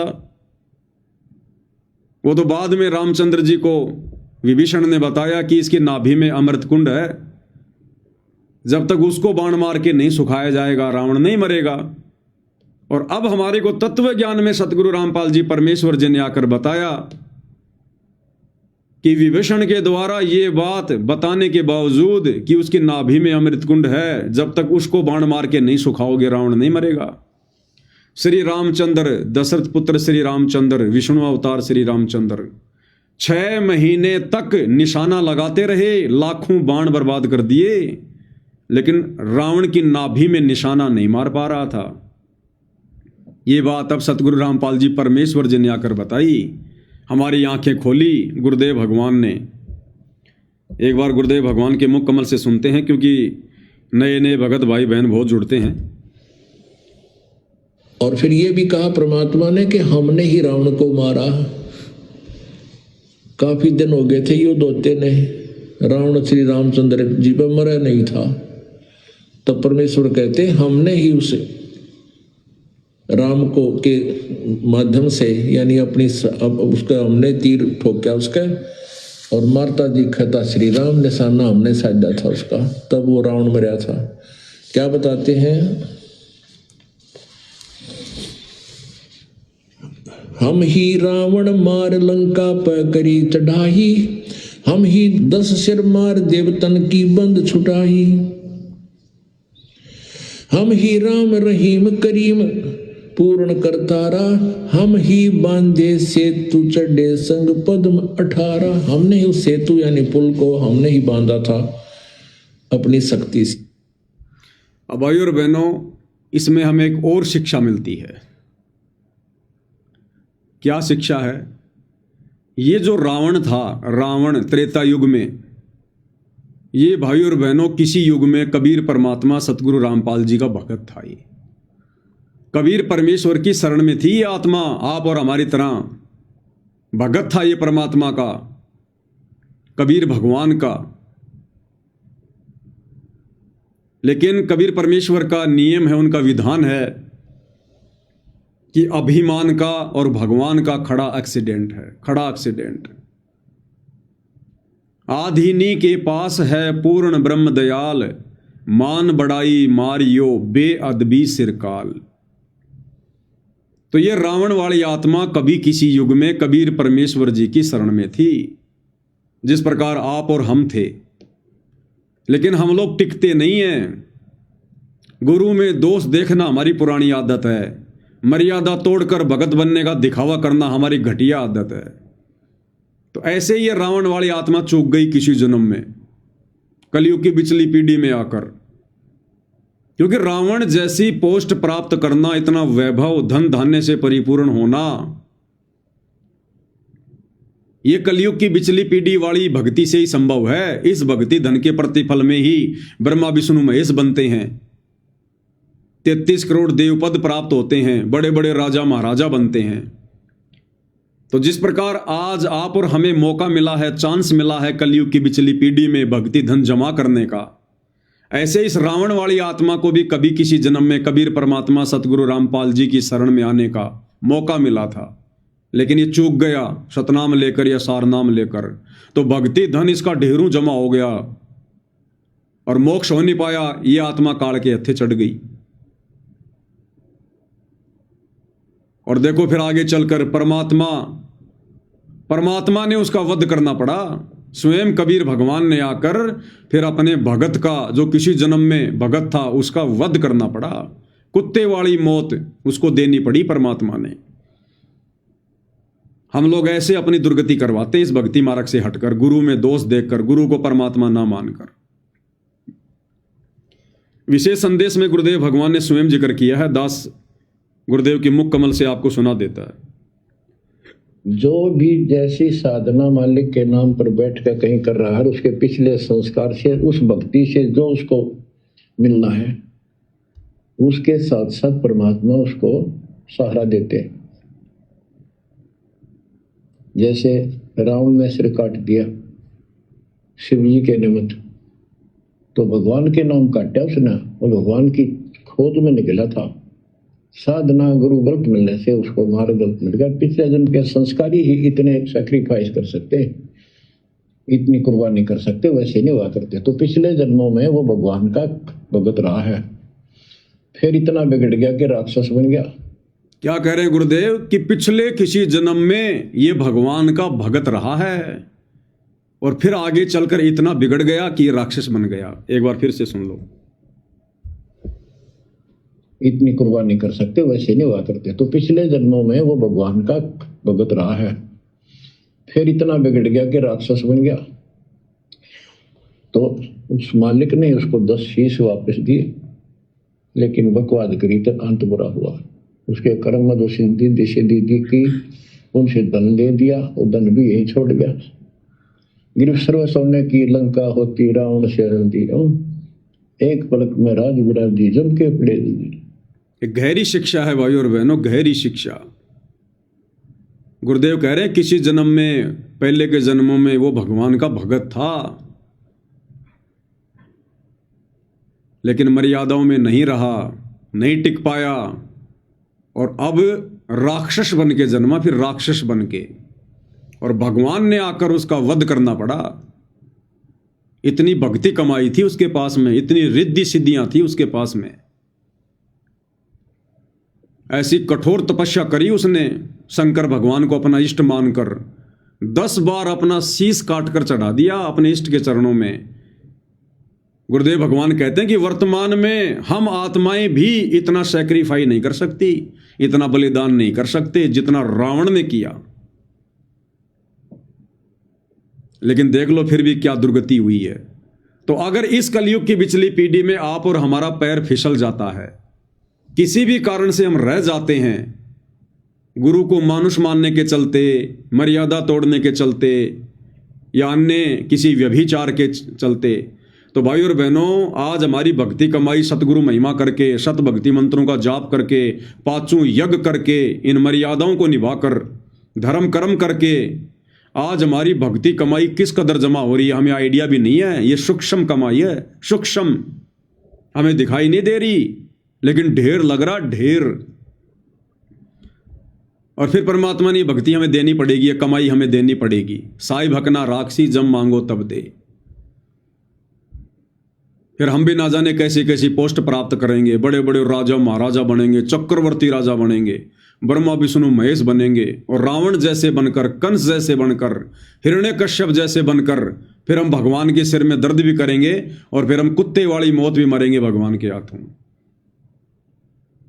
तो ये सारे उदाहरण हमें आज क्यों दिए जा रहे हैं, क्यों समझाए जा रहे हैं?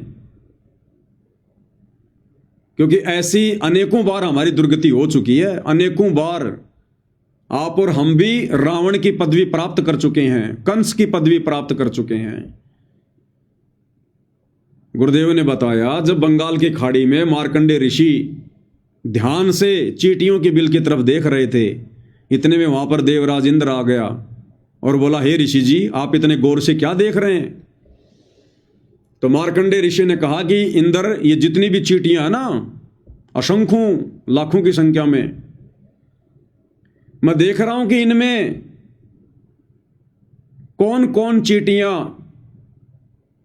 देवताओं के राजा इंद्र की पोस्ट पर रह चुकी हैं, इंद्र रह चुकी हैं। तो ये सुनते ही इंद्र के तो पसीने आ गए कि भगवान, ये चींटियां और इंद्र। क्योंकि भाई और बहनों, देवी देवताओं को परमात्मा के विधान का पता नहीं है। जो तत्व ज्ञान, जो मूल ज्ञान, जो सृष्टि का सार ज्ञान आज गुरुदेव ने आप और हमें दिया है, ये ब्रह्मा विष्णु महेश को भी पता नहीं है।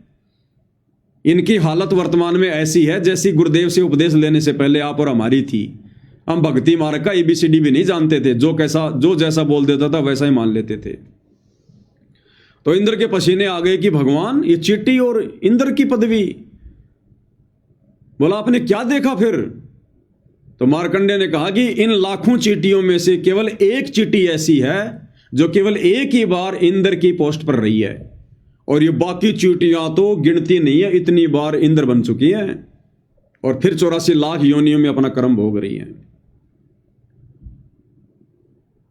तो इसी प्रकार भाई और बहनों, आप और हम ना जाने कितनी कितनी बार कैसी कैसी पोस्ट प्राप्त कर चुके हैं, कितनी बार हम देवी देवता बन चुके हैं, देवताओं के राजा इंद्र बन चुके हैं, ब्रह्मा विष्णु महेश बन चुके हैं, रावण जैसे राजा बन चुके हैं, कंस बन चुके हैं, हिरण्यकश्यप बन चुके हैं, राम और श्री कृष्ण जैसे भी हम बन चुके हैं अवतार धार धार के। तब कहीं जाकर भाई और बहनों, इस पूरी प्रोसीजर से गुजरने के बाद हमें इस कलयुग की पिछली पीढ़ी में ये परमेश्वर के चरण प्राप्त होते हैं। ऐसी आत्माओं को फिर ये अनमोल सौभाग्य प्राप्त होता है। इसलिए गुरुदेव भगवान बार बार कहते हैं कि अब की बार मौका मत चूक जाना, तुम इस प्रोसीजर को पार करके आ चुके हो, मेरी बात मान जाओ, इस समय को ज्यादा मत बढ़ाओ, नहीं तो बहुत दुखी हो जाओगे। तो कहने का मतलब है, यदि हम भी वर्तमान में रह गए किसी कारण से, तो ये रावण जैसी दुर्गति भाई और बहनों फिर हमारी होगी। तो सारे देवी देवता बड़े दुखी, बड़े प्रसन्न, प्रसन्न तो कहां, उनके तो पसीने छूट रहे थे बेचारों के। तो सारे देवी देवता दुखी होकर फिर ब्रह्मा जी से कहने लगे,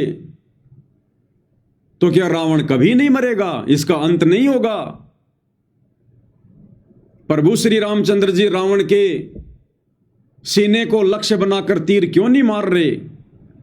तो ब्रह्मा जी ने कहा कि भाई इसके पीछे एक बहुत ही गूढ़ रहस्य है, बहुत ही गूढ़ रहस्य है इसके पीछे। अब गूढ़ रहस्य कुछ नहीं था भाई और बहनों, अब ये गूढ़ रहस्य आप और हमें समझ में आएगा। ये गूढ़ रहस्य आप और हमें समझ में आएंगे, ना उन देवी देवताओं के समझ में आए। और जैसा ब्रह्मा जी ने कहा वैसा फिर बिल्कुल भी नहीं हुआ, क्योंकि तीर रावण की छाती में नहीं, रावण की नाभि में मारा गया था। तो ब्रह्मा जी के आइडिया भी फेल हो गए थे।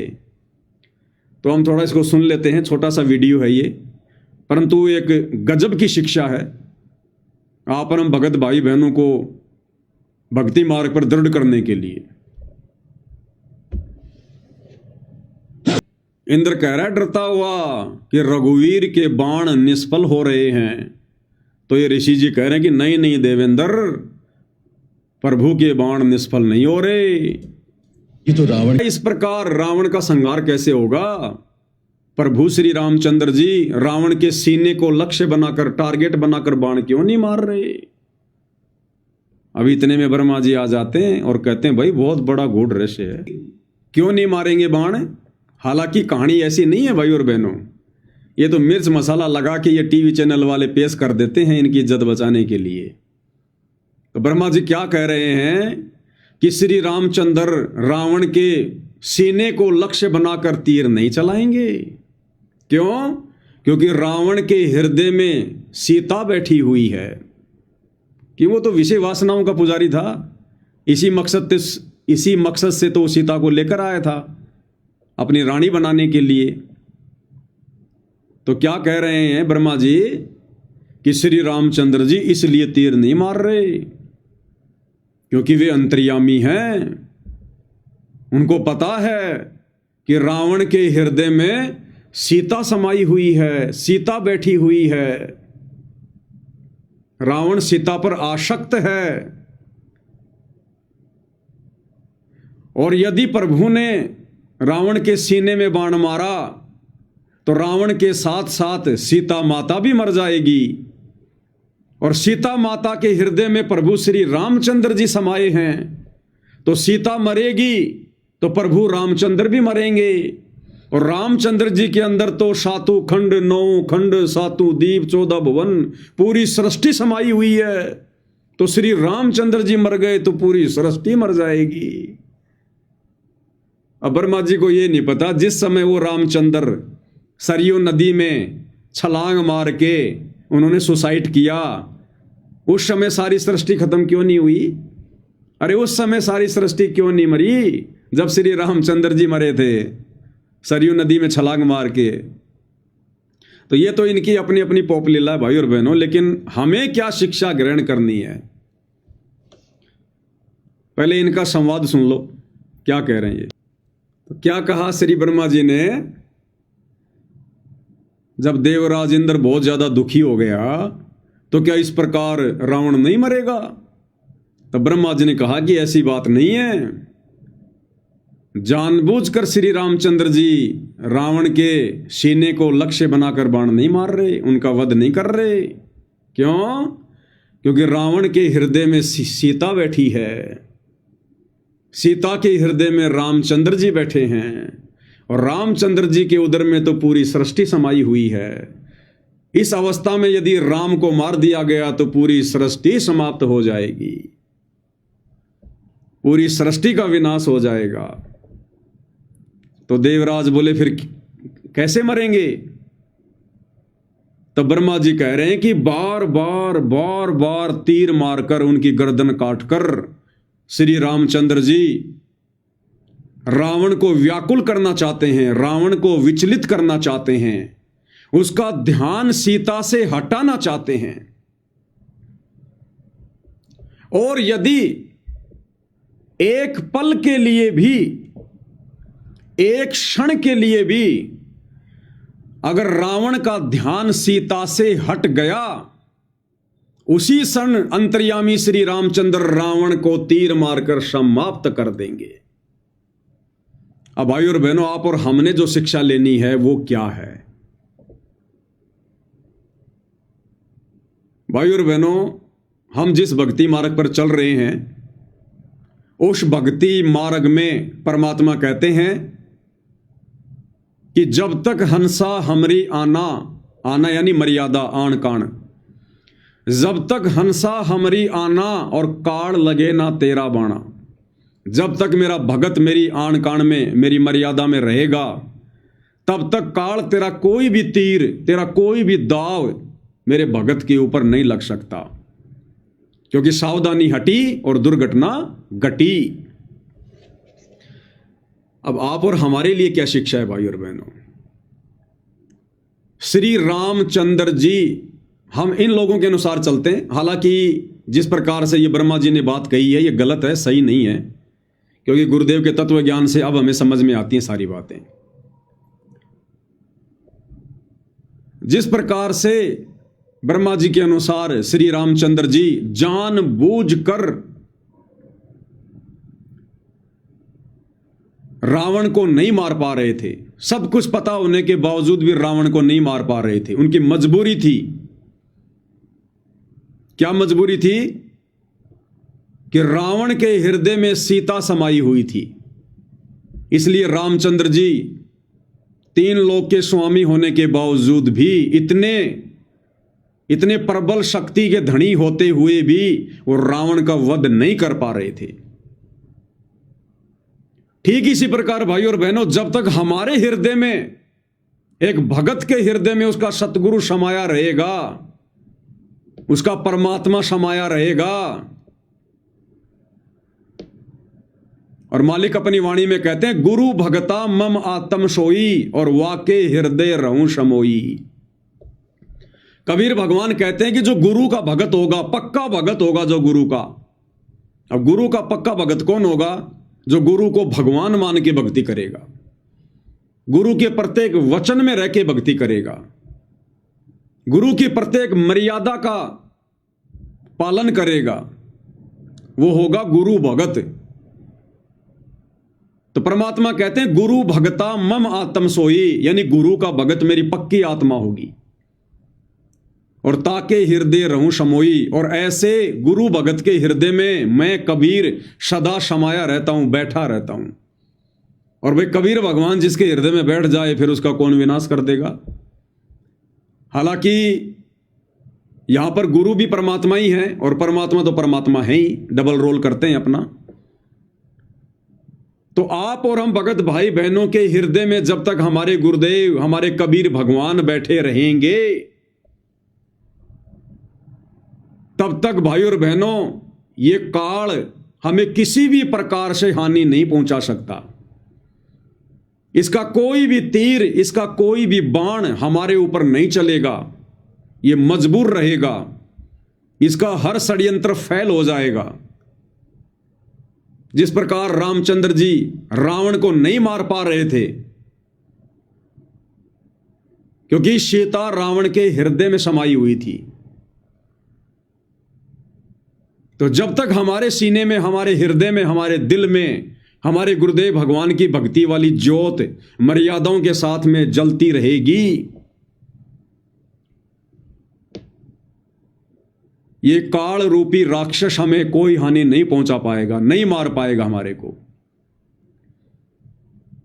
अब ये क्या करेगा हमारे को मारने के लिए? मारना मतलब हमारे को मर्यादाओं से नीचे गिराने के लिए, सतगुरु से हमारा ध्यान भटकाने के लिए। ये काल क्या करेगा? ये षड्यंत्र करेगा, चाल चलेगा। जिस प्रकार रावण का ध्यान सीता से हटाने के लिए ब्रह्मा जी के अनुसार रावण श्री रामचंद्र जी चाल चल रहे थे, क्या? बार बार रामचंद्र जी के शीश काट रहे थे, उसके रावण के शीश काट रहे थे बार बार बार बार, उसका ध्यान भटकाने के लिए, उसको विचलित करने के लिए, कि अगर एक बार रावण का ध्यान एक क्षण के लिए भी अगर सीता से हट गया, उसी क्षण मैं तीर मारकर इसका नाश कर दूंगा। और अंत में रामचंद्र वर्मा जी के अनुसार इस योजना में सफल हुआ। बार बार उसके शीश काटने से रावण व्याकुल हो गया, विचलित हो गया, और रावण का ध्यान सीता से हट गया। और जैसे ही रामचंद्र जी को पता चला कि ध्यान हट गया, उसी समय उसने वो तीर मार दिया और रावण का खात्मा हो गया। अब यही चाल भाई और बहनों, ये काल चलेगा सतगुरु के भक्तों के साथ में, क्योंकि काल को पता है कि इनके हृदय में इनके परमेश्वर बैठे, इनके गुरुदेव भगवान बैठे हैं, और जब तक वो परम शक्ति इनके साथ में है, उसका आशीर्वाद है, तब तक मैं इन आत्माओं का बाढ़ भी बाका नहीं कर सकता, बाढ़ भी। तो काल क्या करेगा? फिर वो श्री रामचंद्र जी की तरह हमें व्याकुल करेगा, हमें विचलित करेगा, हमारा ध्यान भटकाने का प्रयास करेगा, सतगुरु की मर्यादा तुड़वाने का प्रयास करेगा, सतगुरु के प्रति दोष पैदा करवाएगा, अपने एजेंटों के माध्यम से, किसी को भी निमित्त बनाकर, आपके घर में, आपके परिवार में, आपके आड़ोस पाड़ोस में, जहां आप काम धंधा करते हैं, वहां किन्हीं को भी निमित्त बनाकर, उकसा कर आपकी मर्यादा तुड़वाएगा, आपके नियम भंग करवाएगा। और एक बार यदि हमारा नियम भंग हुआ, हमारी मर्यादा टूटी, या गुरुदेव भगवान के प्रति मन में जरा भी दोष आया, उसी समय श्री रामचंद्र जी की तरह फिर ये काल भगत के सीने में तीर मार देगा, अर्थात उसे गुरुपद और मर्यादाओं से नीचे गिरा देगा। और एक बार भाई और बहनों, भगत गुरुपद और मर्यादाओं से नीचे गिरा, उसके बाद भले वो पूरी जिंदगी भक्ति करता रहे, उसको गुरु स्वीकार नहीं करेगा, और अंत में फिर 84 लाख में जाके गिरेगा, फिर वो काल का भोजन बनेगा। तो एक सत्संग में पूज्य गुरुदेव भगवान ने भी हमें यही बताया कि यदि आपके साथ में कोई 19-21 कर रहा है, बेवजह आपके साथ में वाद विवाद करता है, लड़ाई झगड़ा करता है, चाहे किसी का पति, चाहे किसी की पत्नी, चाहे किसी के माता पिता, चाहे किसी के सास ससुर, चाहे संगत में कुसंगत आपस में भगत भाई, काल प्रेरणा से काल कुछ भी कारण बनाएगा।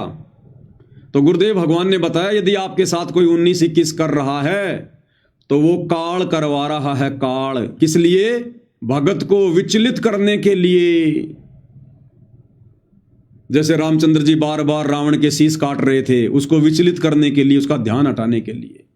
ऐसे ही काल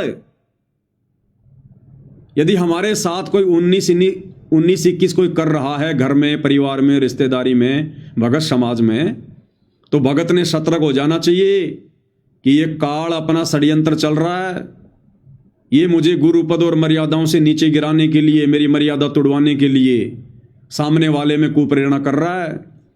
तो गुरुदेव भगवान कहते हैं वो काल करवा रहा, काल तुम्हें विचलित करवाने के लिए। और ऐसे में हमने क्या सावधानी बरतनी चाहिए, वो सावधानी भी बताई गुरुदेव ने। गुरुदेव ने बताया यदि आपके साथ कोई व्यर्थ में वाद विवाद करता है, लड़ाई झगड़ा करता है, तो आपने उसको पागल कुत्ता समझकर छोड़ देना चाहिए, उसके मुंह नहीं लगना चाहिए। शाकट और शवान को उल्ट जवाब ना दे, कहता हूं कहीं जात हूं। परमेश्वर की वाणी है कि साकट और शवान को उल्टा जवाब ना दे। सुनिए गुरुदेव भगवान के मुख कमल से परमेश्वर क्या कह रहे हैं।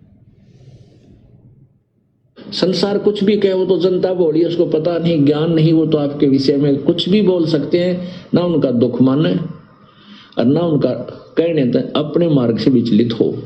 इतनी बात याद अवश्य रखें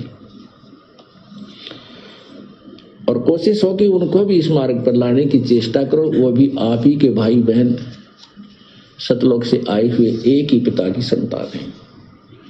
हमारा कोई शत्रु नहीं है, कोई भी शत्रु नहीं है। अब सुनिए, और कोई भी आपके साथ कोई 19-21 कर रहा है तो वो काल करवा रहा है आपको अशांत करने के लिए।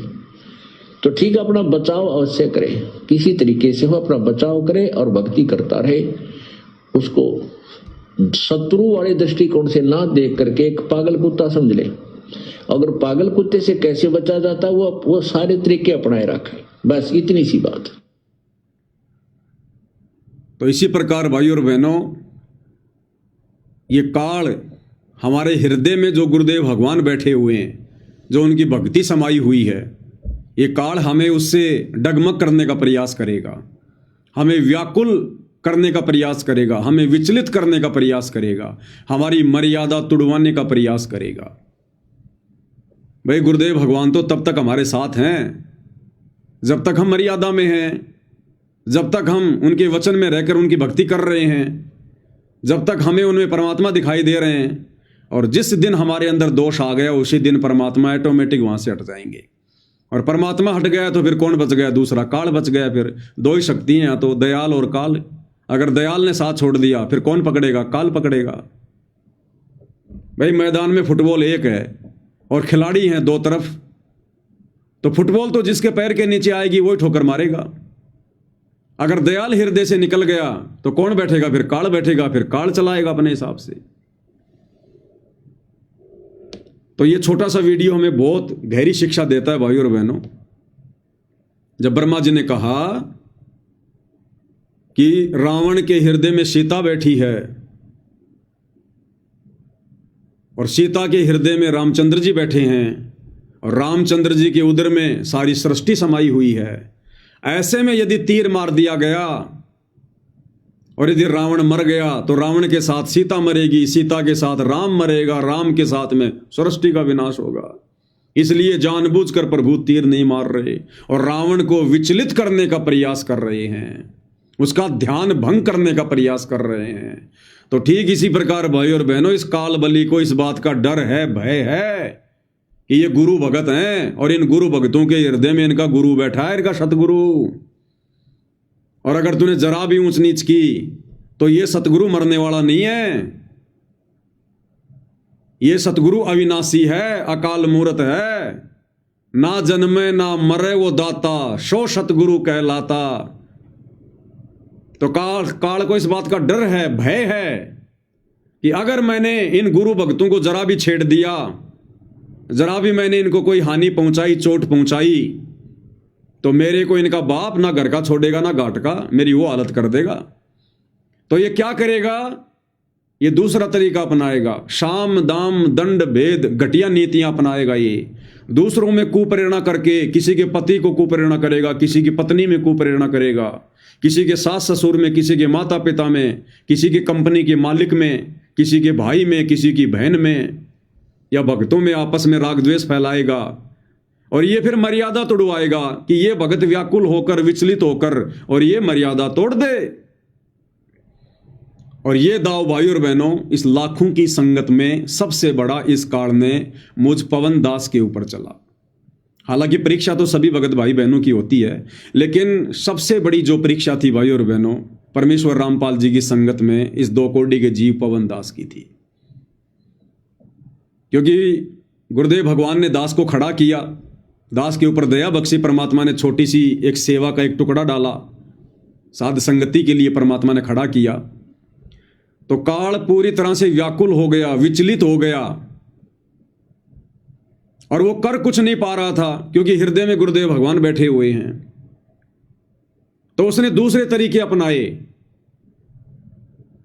उसने संगत को ही मेरा दुश्मन बना दिया, मेरे ही गुरु भाई बहनों को, शतलोक आश्रम वालों को कुप्रेरणा करके मेरा शत्रु बना दिया। कि इस पवन दास के मन में दोष पैदा करो, दोष, इसके गुरु के प्रति दोष पैदा करो। और दोष पैदा करवाने के लिए उसने क्या क्या षड्यंत्र रचे आप सबको पता है।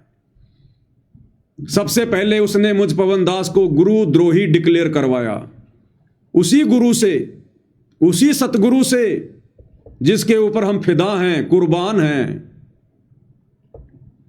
जिसको परमेश्वर मानकर हम भक्ति कर रहे हैं, जिसकी प्राप्ति के लिए हम कुछ नहीं देख रहे, ना समाज, ना रिश्तेदारी, ना यारी दोस्ती, कुछ नहीं। उसी सतगुरु से और अपने ही गुरु भाई बहनों में कुप्रेरणा करके और मुझ पवन दास को सबसे पहले गुरु द्रोही डिक्लेयर करवा दिया। काल की सोच थी कि जिस गुरु के ऊपर ये कुर्बान है, अगर वो गुरु इसको गुरुद्रोही डिक्लेयर कर देगा कि मैंने उसको गुरुद्रोही डिक्लेयर कर दिया, कोई उससे बात नहीं करेगा। और बहुत सारी ऑडियो आई, बहुत सारे लेटर आए, वीडियो आई कि मैंने उस जयपुर वाले पवन को गुरुद्रोही डिक्लेयर कर दिया है, वो संगत में कीड़ा है, फलाना है, दिखना है, उसकी कोई बात नहीं मानेगा, नहीं तो सबका नाम खंड हो जाएगा, मैंने उसको अपने मिशन से निकाल दिया। कि जब ये पवन दास ऐसी बातें सुनेगा अपने गुरु के मुख से, तो ये अंदर से टूट जाएगा, इसके मन में दोष उत्पन्न हो जाएगा कि मैं जिसकी भक्ति कर रहा हूं, मैं कोई विशेष मर्यादा नहीं तोड़ रहा, और वही गुरु अंतर्यामी होते हुए और मेरे को गुरुद्रोही कह रहा है। तो काल की यह छोटी सोच थी कि इस प्राणी के अंदर दोष आ जाएगा, लेकिन परमात्मा की असीम दया, मालिक की विशेष रजा, हम तो हैं प्राणी दो कोड़ी के, दिन में कोई 100 बार दोष उत्पन्न हो सकते हैं, लेकिन सतगुरु दोष उत्पन्न ना होने दे तो फिर काल क्या करे। तो ये उसका पहला षड्यंत्र था, मुझे विचलित करने का, मुझे व्याकुल करने का, कि एक बार इसके मन में दोष पैदा हो जाए संत रामपाल जी के प्रति, उनकी भक्ति के प्रति, जरा सा, बस उसी समय मैं इसका बक्कल उतार दूंगा, फिर मैं इसके दही बड़े बिकवा दूंगा सारे के सारे। तो उसने ये चाल चली भाई और बहनों। अब इधर से सतगुरु जिसके हृदय में बैठा है, तो सतगुरु तो सत्य प्रेरणा करेगा। तो परमात्मा ने दास को हिम्मत दी और दास को और ज्यादा उमंग उठी, और ज्यादा दास का दृढ़ विश्वास हुआ, क्योंकि मुझे पता है भाई कि मैं किस रास्ते पे चल रहा हूं। परमात्मा ने पहले ज्ञान समझाया ठोक ठोक के, दास को ऐसी ऐसी विकट परिस्थितियों में डाला और दास को परमात्मा ने मजबूत किया। दास से परमात्मा ने संघर्ष करवाया, संघर्ष से दृढ़ता आती है, मजबूती आती है। तो दास को और ज्यादा दृढ़ता आती चली गई। गुरुदेव भगवान अंदर अंदर दास को प्रेरणा करते और आगे बढ़ने की हिम्मत मिलती मुझे। तो काल ने देखा भाई ये दाव तो तेरा नहीं चल पाया गुरुद्रोही वाला। तो फिर काल ने दूसरा दाव चला, इस पवन दास को मरवा दो इसी के भगत भाई बहनों के माध्यम से। तो जहां भी पवन दास जाता या मेरे साथ में भगत जी जाते, एक बार मैं और संजय मध्य प्रदेश में गए, वहां पर दास के ऊपर जानलेवा हमला किया इन्हीं भक्तों ने। एक बार राजस्थान के टोंक में, देवली में दास और कजोड़ दास और जयपुर से कुछ एक भाई गए, वहां मेरे ऊपर और कजोड़ दास जी के ऊपर हमारी गुरु बहनों ने जो आश्रमों से जुड़ी हैं, गुप्तांग पे लात मार रही, हमारे गुप्तांग पे। और 2-4 भक्तों ने हमारे को पीटना शुरू कर दिया, धे धड़ाधड़ धे धड़ाधड़। अब दास तो डरपोक आदमी है भाई और बहनों। तो दास ने देखा कि ये मारेंगे पीटेंगे, तो दास ने पहले क्या देखा कि कूद जा, क्योंकि ऊपर की मंजिल पे हो रहा था सत्संग। तो दास ने ऐसे वैसे दौड़ के देखा, तो देखा नीचे तो 2 गाड़ियां खड़ी हैं, मारुति वैन, और आश्रम वाले भगत उनमें से वो लठ निकाल रहे हैं।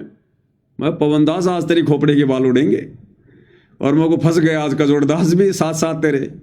तो दास ने नीचे देखा कूदने के लिए, तो दूसरी मंजिल पर थे, ऊंचे ऊंचे मकान थे। तो दास ने सोचा अगर कूदेगा तो तेरे हाथ पैर वैसे टूट जाएंगे, इससे अच्छा तो मैनेजमेंट वालों के 4-5 डंडे खा ले। तो दास ये सोचकर फिर वापस टेंट में आ गया। इतने में वो मैनेजमेंट वाले आ गए। अब उन्होंने तो भाई जैसे ही देखा मेरे को और कजोड़ जी को, उन्होंने तो कुछ नहीं देखा, हलवा राम रखा हुआ था गुरु जी को भोग लगाया हुआ, उसको ठोकर मार के फैला दिया। गुरु जी की जोत जल रही थी उसको गिरा दिया, गुरु जी की फोटो नीचे गिरा दी, और फोटो के ऊपर पैर रखकर अंधे होकर हम दोनों को मारने लग गए। बड़ी मुश्किल से परमात्मा ने दया बख्शी। फिर तो काल विचलित करने का प्रयास किया काल ने। फिर जयपुर में आकर मुझ पवन दास के घर पर, और ये बड़े बड़े सारनामी, बसंत सैनी, सतलोक आश्रम का वर्ल्ड कोऑर्डिनेटर देशराज, परवेश दिल्ली वाला, और भी ये बड़े बड़े भगत 2 गाड़ियां भर के आई दिल्ली और हरियाणा से। और 2016 में मुझ पवन दास को घर में बंद करके किस प्रकार से लठों से जानवरों की तरह मारा। तो ये काल का दूसरा षड्यंत्र था, दूसरा दाव था कि इस पवन दास के मन में दोष आ जाए कि कहते हैं गुरु कि कहते हैं गुरुजी अंतर्यामी होते हैं, संत रामपाल जी तो अंतर्यामी हैं, तो क्या उस अंतर्यामी को इतना भी नहीं पता कि ये पवनदास क्या कर रहा है, गलत कर रहा है या सही कर रहा है, ज्ञान आधार से चल रहा है या क्या कर रहा है? और गुरुजी ने भेज दिए अपने परिवार वाले, गुरुजी ने भेज दिए अपने भाई के माध्यम से ये गुंडे मुझे मरवाने के लिए। क्या करूंगा मैं ऐसी भक्ति करके? छोड़ो इस भक्ति को, नहीं होगी हमारे से ऐसी भक्ति, और बहुत भक्ति है वो कर लेंगे। तो काल की ये छोटी और घटिया सोच थी कि इस प्राणी के मन में दोष आ जाएगा कि गुरुजी अपने परिवार को क्यों कुछ नहीं कह रहे, उनका परिवार तो सारे उल्टे काम कर रहा, राजनीति कर रहा, आरक्षणों में जा रहा, गुंडों की सीबीआई जांच कर रहा, भक्तों के दान का दुरुपयोग कर रहा, अपने परिवार के लिए तो गुरुजी कुछ नहीं कह रहे और मुझ पवनदास के लिए बार बार कह देते हैं, और वो भी झूठ कि नामदान केंद्र पे चोरी करता था, 40 लाख रुपए चोरी कर लिए, फलाना दिखना। तो काल ने सोचा कि ये अब की बार जरूर नीचे गिर जाएगा। लेकिन भाई और बहनों, सतगुरुदेव की दया, मालिक की विशेष रजा, उनका आशीर्वाद, जैसे कुम्हार जब मटके को पकाता है तो एक हाथ अंदर रखकर सहारा देता है और ऊपर से हल्की हल्की चोट मारता है। तो गुरुदेव भगवान ऐसी लीला दास के साथ खेल रहे थे, तो दास का विश्वास और ज्यादा से ज्यादा बढ़ता जा रहा था कि भाई गुरुजी बार बार कहते हैं कि बच्चों ये सत भक्ति मार्ग है, और सत भक्ति मार्ग पर तुम्हारे साथ वही होगा जो तुम्हारे गुरु के साथ हो रहा है। तो दास की और हिम्मत बढ़ती चली गई।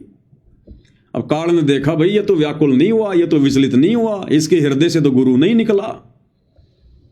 फिर काल ने 2022 में तीसरा षड्यंत्र रचा कि अब की बार तो ये फैल हो ही जाएगा, अब की बार इसी के गुरु से और इस 2 कोड़ी के प्राणी के ऊपर मुकदमा लगवा दो, मुकदमा, इसको जेल करवा दो।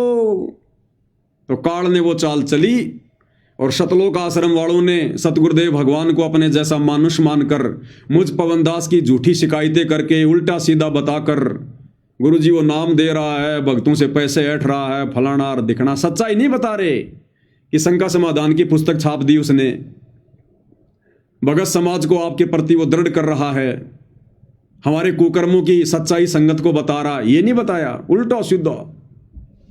अब गुरु अंतर्यामी भैया, परीक्षा तो सबकी है, आश्रम वालों की भी है, मेरी भी है।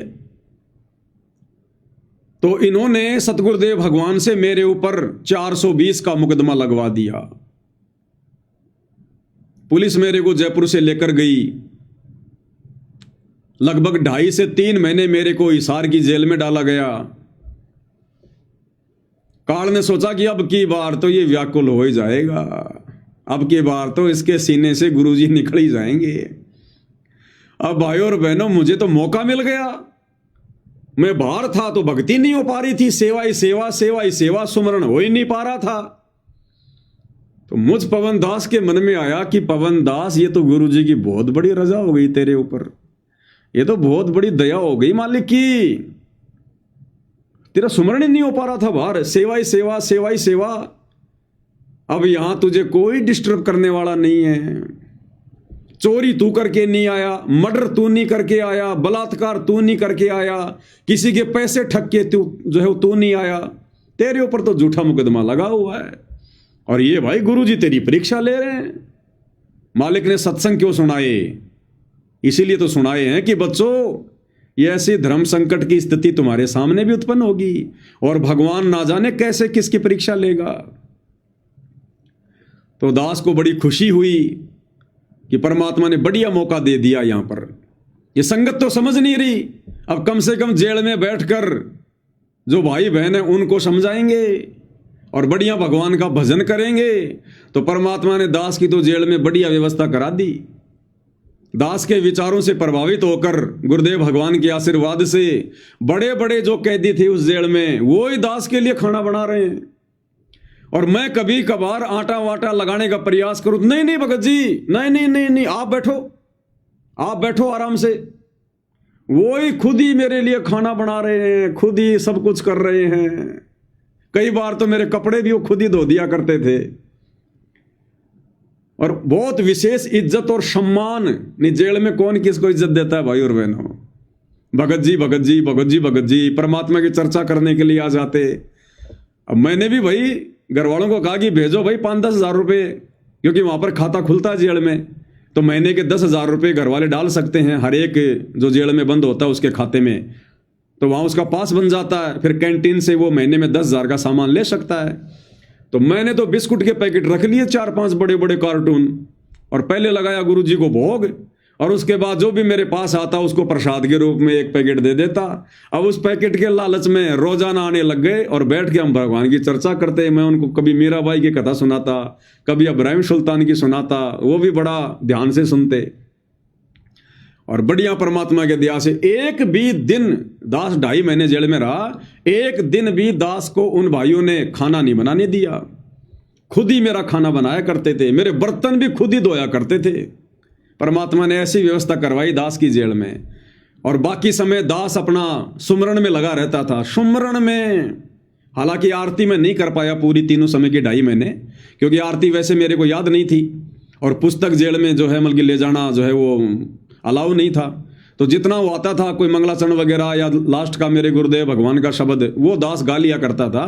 बाकी सुमरण ही सुमरण, सुमरण ही सुमरण परमात्मा ने दया बख्शी। और 2.5 महीने बाद में प्रथम ही प्रयास में परमात्मा ने दास की जमानत करवा दी। और जब दास ने जमानत लगवाई तो सतलोक आश्रम वालों ने हिसार कोर्ट के टॉप मोस्ट 5 वकील खड़े कर दिए मेरी जमानत कैंसिल करवाने के लिए, 5 वकील। लेकिन जज में परमात्मा ने प्रेरणा की और बोला नहीं, मैं इसको जमानत दूंगा, और उसने जमानत दे दी। तो ये काल का दूसरा षड्यंत्र था भाई और बहनों, मुझ दास को विचलित करने का, व्याकुल करने का, कि इसके मन में दोष पैदा करवा दो। अब भाई और बहनों, इतना होने के बाद तो अगर गुरु भगवान की विशेष छप्पर फाड़ VIP रजा ना हो तो आप और हम तो 2 कोटि के जीव में भाई और बहनों, 50 बार दोष आ जाए, 50 बार। लेकिन मेरी तो उल्टी उमंग बढ़ती चली गई, उमंग बढ़ती चली गई। ये भगवान, आप तो इतिहास बनवा रहे हो, इतिहास। इस कुत्ते को चुना आपने परमेश्वर इस परीक्षा के लिए, इस 2 कोटि के जीव को आपने निमित्त बनाया। ये भगवान, ये सेवा तो ब्रह्मा विष्णु महेश को भी नसीब नहीं है। इस सेवा के लिए तो सृष्टि के बड़े बड़े देवता लोग भी जो है वो तरसते हैं। सतगुरु के मिशन में इस प्रकार से नियुक्त बनकर, निमित्त बनकर सेवा के लिए। तो दास का विश्वास 7वें आसमान पर। और जैसे दास की जमानत हुई उसके बाद 7 संगतियां पहले से कहीं ज्यादा चली, पहले से कहीं ज्यादा वीडियो बने। उसके बाद ही गुरुदेव की पुस्तकों पे वीडियो, विशेष संदेशों पे वीडियो, जा जाकर 7 संगतियां की हमने मालिक के आशीर्वाद से। और मालिक ने डगमग नहीं होने दिया। तो काल ने देखा, भैया अब इसका क्या करूं मैं, इसकी तो औकात लग नहीं रही है, तो 2 कोटि का जीव है, इसके ऊपर किसी प्रबल शक्ति का हाथ है। लेकिन वही बात है भाई और बहनों, काल फिर मानता थोड़ी है। फिर काल ने 2-2.5 साल बाद में, अभी थोड़े दिन पहले जब ये आश्रम वाले परशुराम की जयंती में गए और दास ने जब एक वीडियो बनाया, एक छोटे से शब्द को पकड़कर इन्होंने धार्मिक भावना भड़काने का मेरे ऊपर फिर से बहादुरगढ़ में एक झूठा मुकदमा और लगवा दिया, धार्मिक भावना भटकाने का। अब देखो परमात्मा ने फिर कैसी रजा बख्शी।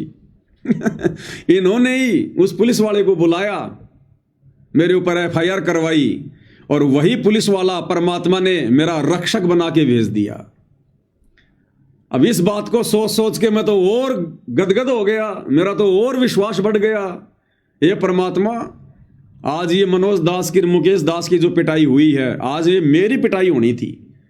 और मालिक, आपने कैसे उस पुलिस वाले को भेजकर इस दास को पिटाई से भी बचवा लिया, और ये लीला करके आपने मेरे विश्वास को और ज्यादा बढ़ा दिया। तो ये काल का चौथा प्रयास। अब आगे ये 5वां प्रयास करेगा या नहीं करेगा, 6वां करेगा नहीं करेगा, ये जाने, इसका काम जाने। हम तो अपने गुरुदेव भगवान के आश्रय हैं। जीवन और मृत्यु हमारे पूज्य गुरुदेव भगवान के हाथ में है। और गुरुदेव भगवान ने स्पष्ट कर रखा कि बच्चों, अब तुम्हारे ऊपर काल का विधान लागू नहीं है। अगर आगे भी मेरे को जेल होती है और कोई मुकदमा होता है तो वो काल के द्वारा नहीं होगा। काल चाहे लाख कोशिश करवाए, उसमें मेरा भला होगा। मेरे गुरुदेव के द्वारा वो मेरी परीक्षा होगी, मुझे दृढ़ बनाने के लिए, मेरे विश्वास को चेक करने के लिए। क्योंकि अब तक गुरुदेव भगवान कदम कदम पर मेरे साथ ही रहे हैं, तो आगे कौन सा मुझे अकेला छोड़ देंगे। और जो भगत भाई बहन इसी प्रकार अपने गुरुदेव पर, अपने इष्ट पर इस कदर दृढ़ होकर लगेगा, विश्वास करेगा, मन में भी कभी शंका पैदा नहीं करेगा, भक्ति मार्ग से कभी कदम पीछे हटाने की नहीं सोचेगा, तो कौन सा परमात्मा फिर उनका साथ छोड़ देंगे।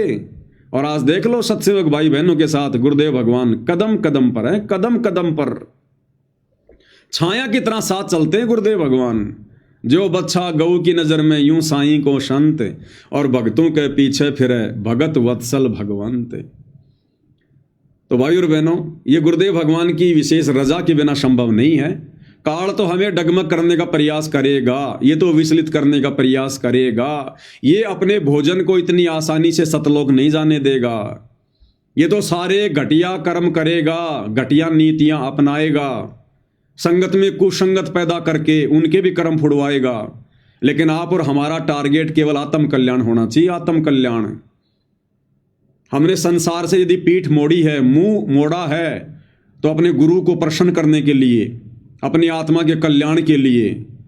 और जब हम इस कदर आगे बढ़ चुके हैं, 90% हम ये सफर तय कर चुके हैं, तो अब आगे का जो 10%, 10% समय जो सफर बचा हुआ है, भला अब हम कैसे पीछे को ये कदम हटाकर कायरता पेश कर सकते हैं।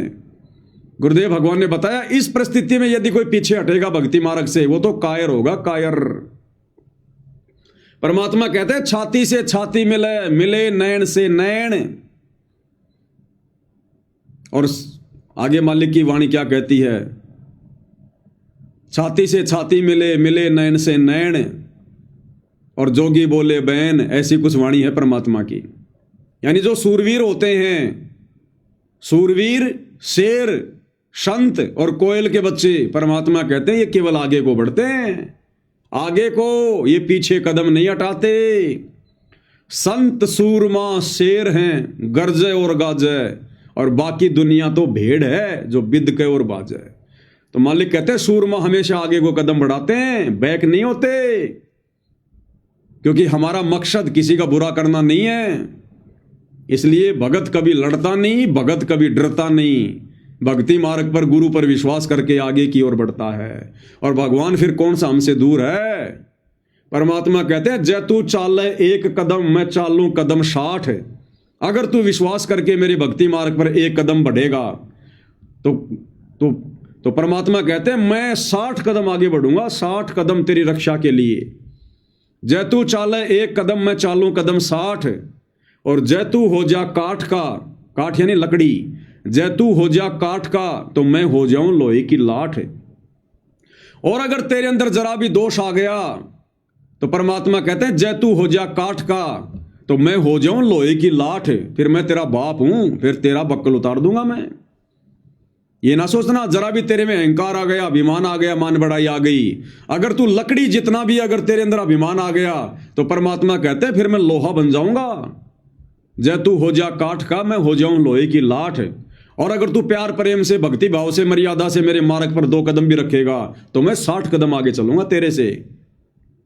तो भाई और बहनों, ऐसी गलती हम क्यों करेंगे। अब इतना ज्ञान लेने के बाद भी यदि हम बैक होंगे, पीछे कदम हटाएंगे, तो हमारे जैसा कायर कौन।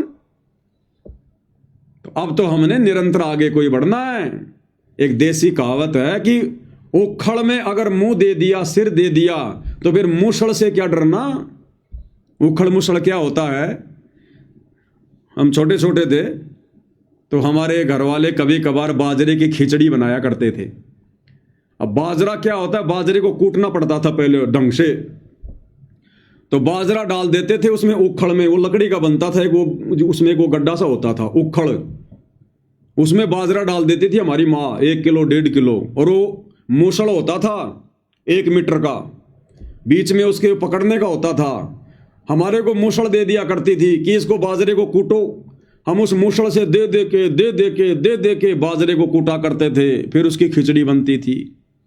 या हमारे दादाजी कभी कभार हुक्का पीने के लिए तमाकू कूटा करते थे, तो उसमें उखड़ में तमाकू डाल के फिर मेरे को मूसड़ दे देते थे कि इसको कूट इसको।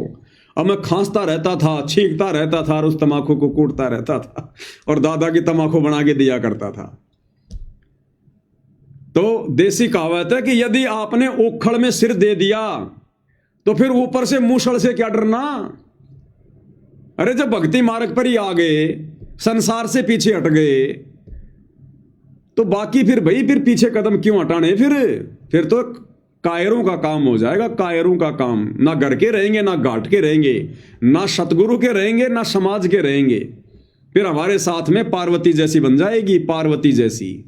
परमात्मा ने क्या बताया कि जो सती थी पार्वती, उसने पहले तो अपने माता पिता से बात बिगाड़ ली कि नहीं नहीं, मैं तो भगवान शंकर के साथ में शादी करूंगी। जबकि उसका जो बाप था, उसका जो पिता था सती का, राजा दक्ष, वो इस शादी के खिलाफ था कि मैं शंकर के साथ से तेरी शादी नहीं करूंगा। वो तो ऐसे ही रहता है बिल्कुल, ना कभी नहाता है, सिल्ड बिल्ड रहता है, राख वाख लपेट के रहता है, गले में सांप वगैरह, या आएगा तो मेरी बेइज्जती करवाएगा कि तेरे को यही दामाद मिला। लेकिन पार्वती ने कहा, क्योंकि उसके पिछले संस्कार थे, उसने कहा कि नहीं, मैं शादी करूंगी तो उन्हीं के साथ करूंगी। तो जैसे तैसे था, उन दोनों की आपस में शादी हो गई। अब शादी होने के बाद पार्वती शंकर जी के साथ चली गई, यानी उसने अपने माता पिता की बात ना मान के उसने उनसे भी वैर भाव मोल ले लिया। फिर वो वहां चली गई। अब कुछ दिनों के बाद में उसने भगवान शंकर से भी अपनी बात बिगाड़ ली, क्योंकि एक बार शंकर जी और पार्वती कहीं जा रहे थे। उसी समय विष्णु अवतार रामचंद्र जी को नारद जी के श्राप के कारण 14 साल का वनवास मिला हुआ था और सीता का अपहरण हो गया था। तो रामचंद्र जी व्याकुल थे सीता के वियोग में, रो रो कर जानवरों से पूछ रहे थे, पेड़ों से लिपट लिपट कर रो रहे थे, हाय सीते, हाय सीते, किसी ने मेरी सीता देखी क्या? तो ऊपर से शंकर जी ने उनको नमस्कार किया, प्रणाम किया। तो पार्वती ने कहा कि भगवान आप किसको नमस्कार कर रहे हो? तो शंकर जी ने कहा कि ये भगवान हैं, विष्णु जी रामचंद्र रूप में लीला कर रहे हैं और इनकी पत्नी को रावण उठा ले गया। अब पार्वती की ये बात हजम नहीं हुई कि भगवान ऐसे थोड़ी रोता है, मैं तो इसकी परीक्षा लूंगी। तो शंकर जी ने कहा कि इसकी परीक्षा मत ले लेना, अगर तूने सीता का रूप बना लिया तो तू मेरे लायक नहीं रहेगी। सीता मेरी भाभी है, भाभी माँ समान होती है। अगर तूने मेरी माँ का रूप बना लिया फिर मैं तुझे पत्नी रूप में स्वीकार नहीं करूंगा। उस समय तो उसने कह दिया कि नहीं बनाऊंगी। बाद में शंकर जी अपने काम धाम में चले गए। पार्वती काल प्रेरणा से सीता का रूप बना के कि देखती हुए भगवान है क्या, भगवान होगा तो मुझे पहचान लेगा। अब पार्वती सीता का रूप बना के रामचंद्र जी के सामने खड़ी हो गई। उसी समय काल ने रामचंद्र जी की बुद्धि ऑन कर दी और उसने पहचान लिया। खुद की पत्नी को तो पहचान नहीं पा रहा कि मेरी पत्नी को कौन ले गया, और शंकर की पत्नी को पहचान लिया जो सीता रूप बना के आई थी। यह भी काल का भयंकर जाल बताया गुरुदेव ने। यानी किस ब्रह्मांड के प्राणियों का चाहे अवतार हो चाहे देव देवता, इनका रिमोट काल के हाथ में है, जब चाहे जिसकी बुद्धि ऑन कर दे, जिसकी बंद कर दे। तो उसने कहा कि हे दक्ष पुत्री माया पार्वती, भगवान शंकर को कहां छोड़ आई? अब उसने देखा इसने तो मुझे पहचान लिया। झट से उसने पार्वती का रूप धारण किया और कहा कि भगवान शंकर ठीक कह रहे थे, आप तो लीला कर रहे हो। ये कह के चली गई। उधर से काल ने शंकर जी का रिमोट दबा दिया, उनको प्रेरणा कर दी कि आज ये परीक्षा लेके आई है, तेरी माँ का रूप बनाया तेरी भाभी का। घर आकर उसने पूछा गई थी? तो उसने मना कर दिया कि नहीं नहीं जी मैं तो नहीं गई। फिर ज्यादा टाइट होके कहा तो उसने हाँ भर ली कि हाँ मैं गई थी। तो शंकर जी भी उससे नाराज हो गए और पति पत्नी व्यवहार करना बंद कर दिया। सालों गुजर गए। अब माया उसको पार्वती को इस बात का पता था कि ये जिद का पक्का है। अब उसने सोचा कि थोड़े बहुत दिनों बाद सेट हो जाएगा, थोड़ा भी गुस्सा है, कुछ दिन तू अपने माता पिता के घर चल के आ जा। ये सोचकर वो माता पिता के घर चली गई। अब वहां राजा दक्ष ने हवन, देखना भाई नेट गए शायद। अब वहां राजा दक्ष ने एक हवन कर रखा था। अब वो बहुत लंबी चौड़ी कहानी है, गुरुदेव ने हम सबको बताई रखी है। तो राजा दक्ष ने उसकी बेइज्जती कर दी। तेरे को यहां पर किसने बुलाया? तू बिन बुलाई मेहमान बन के क्यों आई है? जा अपने पति के पास में। इस बात से वो पार्वती नाराज हो गई और वो हवन कुंड में छलांग लगा दी, उसने जल के भस्म हो गई। तो भाई और बहनों, यदि इस वक्त हम भाई बहन जो साध संगति से जुड़े हुए हैं, गुरुदेव की हमारे ऊपर असीम रजा है और 90% हम ये संघर्ष का सफर तय कर चुके हैं, 10% बचा है और यदि अब हमारे में से किसी ने हिम्मत हार दी, घुटने टेक दिए, मर्यादा तोड़ दी, लोकलाज में आकर, दबाव में आकर किसी भी प्रकार से, काल तो मर्यादा तोड़वाएगा चाहे कारण कोई भी बने। यदि मन में दोष आ गया किसी भी प्रकार से, तो हमारे साथ में भाई और बहनों फिर पार्वती जैसी बनेगी, जो ना घर की रही ना घाट की रही। माता पिता से बात बिगाड़ के तो शंकर से शादी कर ली, और फिर शंकर के साथ भी बात बिगाड़ ली। तो जगत से, समाज से दुश्मनी मोल लेकर, मर्यादाओं को लेकर, इन परंपराओं को छोड़कर हमने सतगुरु की शरण ग्रहण की, समाज को हमने अपना दुश्मन बना लिया। और अब अगर सतगुरु के भी यदि हम भगत बनकर नहीं रहेंगे, वफादार बनकर नहीं रहेंगे, मर्यादाओं में रहकर भक्ति नहीं करेंगे, अगर इन्होंने भी हमारे को रिजेक्ट कर दिया शंकर जी की तरह, तो हमारे साथ में फिर पार्वती जैसी बनेगी, जल के मरना पड़ेगा, फिर दुर्गति होगी फिर हमारी, फिर कोई रास्ता नहीं है फिर दूसरा।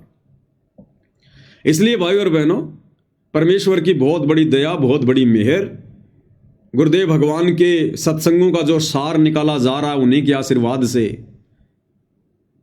लाखों की संगत है गुरुदेव भगवान की, लेकिन उन तक ये वीडियो नहीं पहुंच रहे।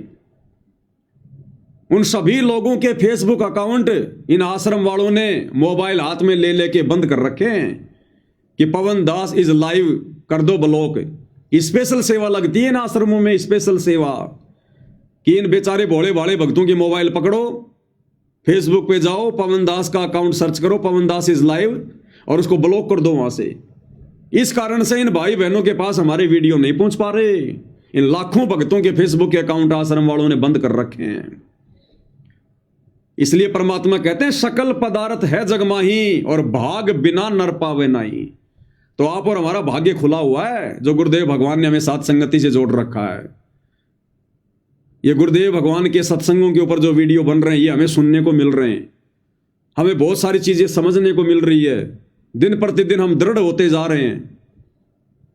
तो बताओ हम गुरुदेव भगवान की महिमा क्यों ना करें, उनका दिन रात गुणगान क्यों ना करें। ऐसी असीम रजा, ऐसी दया तो देवी देवताओं पर भी नहीं है, देवी देवताओं पर भी, जो परमेश्वर ने अपने लाखों की संगत में से हम चंद सत्सेवक भाई बहनों के ऊपर कर रखी है। तो भाई और बहनों, हमने इसी प्रकार से पूज्य गुरुदेव भगवान की इस अनमोल रजा को बना के रखना है, उनका आशीर्वाद अपने शीश पर बना के रखना है। और ये आशीर्वाद और उनकी रजा तभी तक रहेगी जब तक हम गुरु को परमात्मा मानकर और हर प्रकार से उनके वचन में रहकर, उनकी मर्यादाओं में रहकर, प्यार प्रेम से, राग द्वेष ईर्ष्या को त्याग कर इस भक्ति मार्ग पर लगे रहेंगे अपनी आत्मा के कल्याण के लिए। तो गुरुदेव भगवान की बहुत बड़ी दया, बहुत बड़ी मेहर, आगे परमेश्वर रजा करेंगे तो दास फिर से उनकी महिमा में शामिल होगा। तब तक गुरुदेव भगवान हम सभी को आज्ञा दें, आशीर्वाद दें। इसी के साथ आज की साथ संगति को विराम देते हैं। बंदी छोड़ सतगुरु रामपाल जी परमेश्वर जी की जय हो।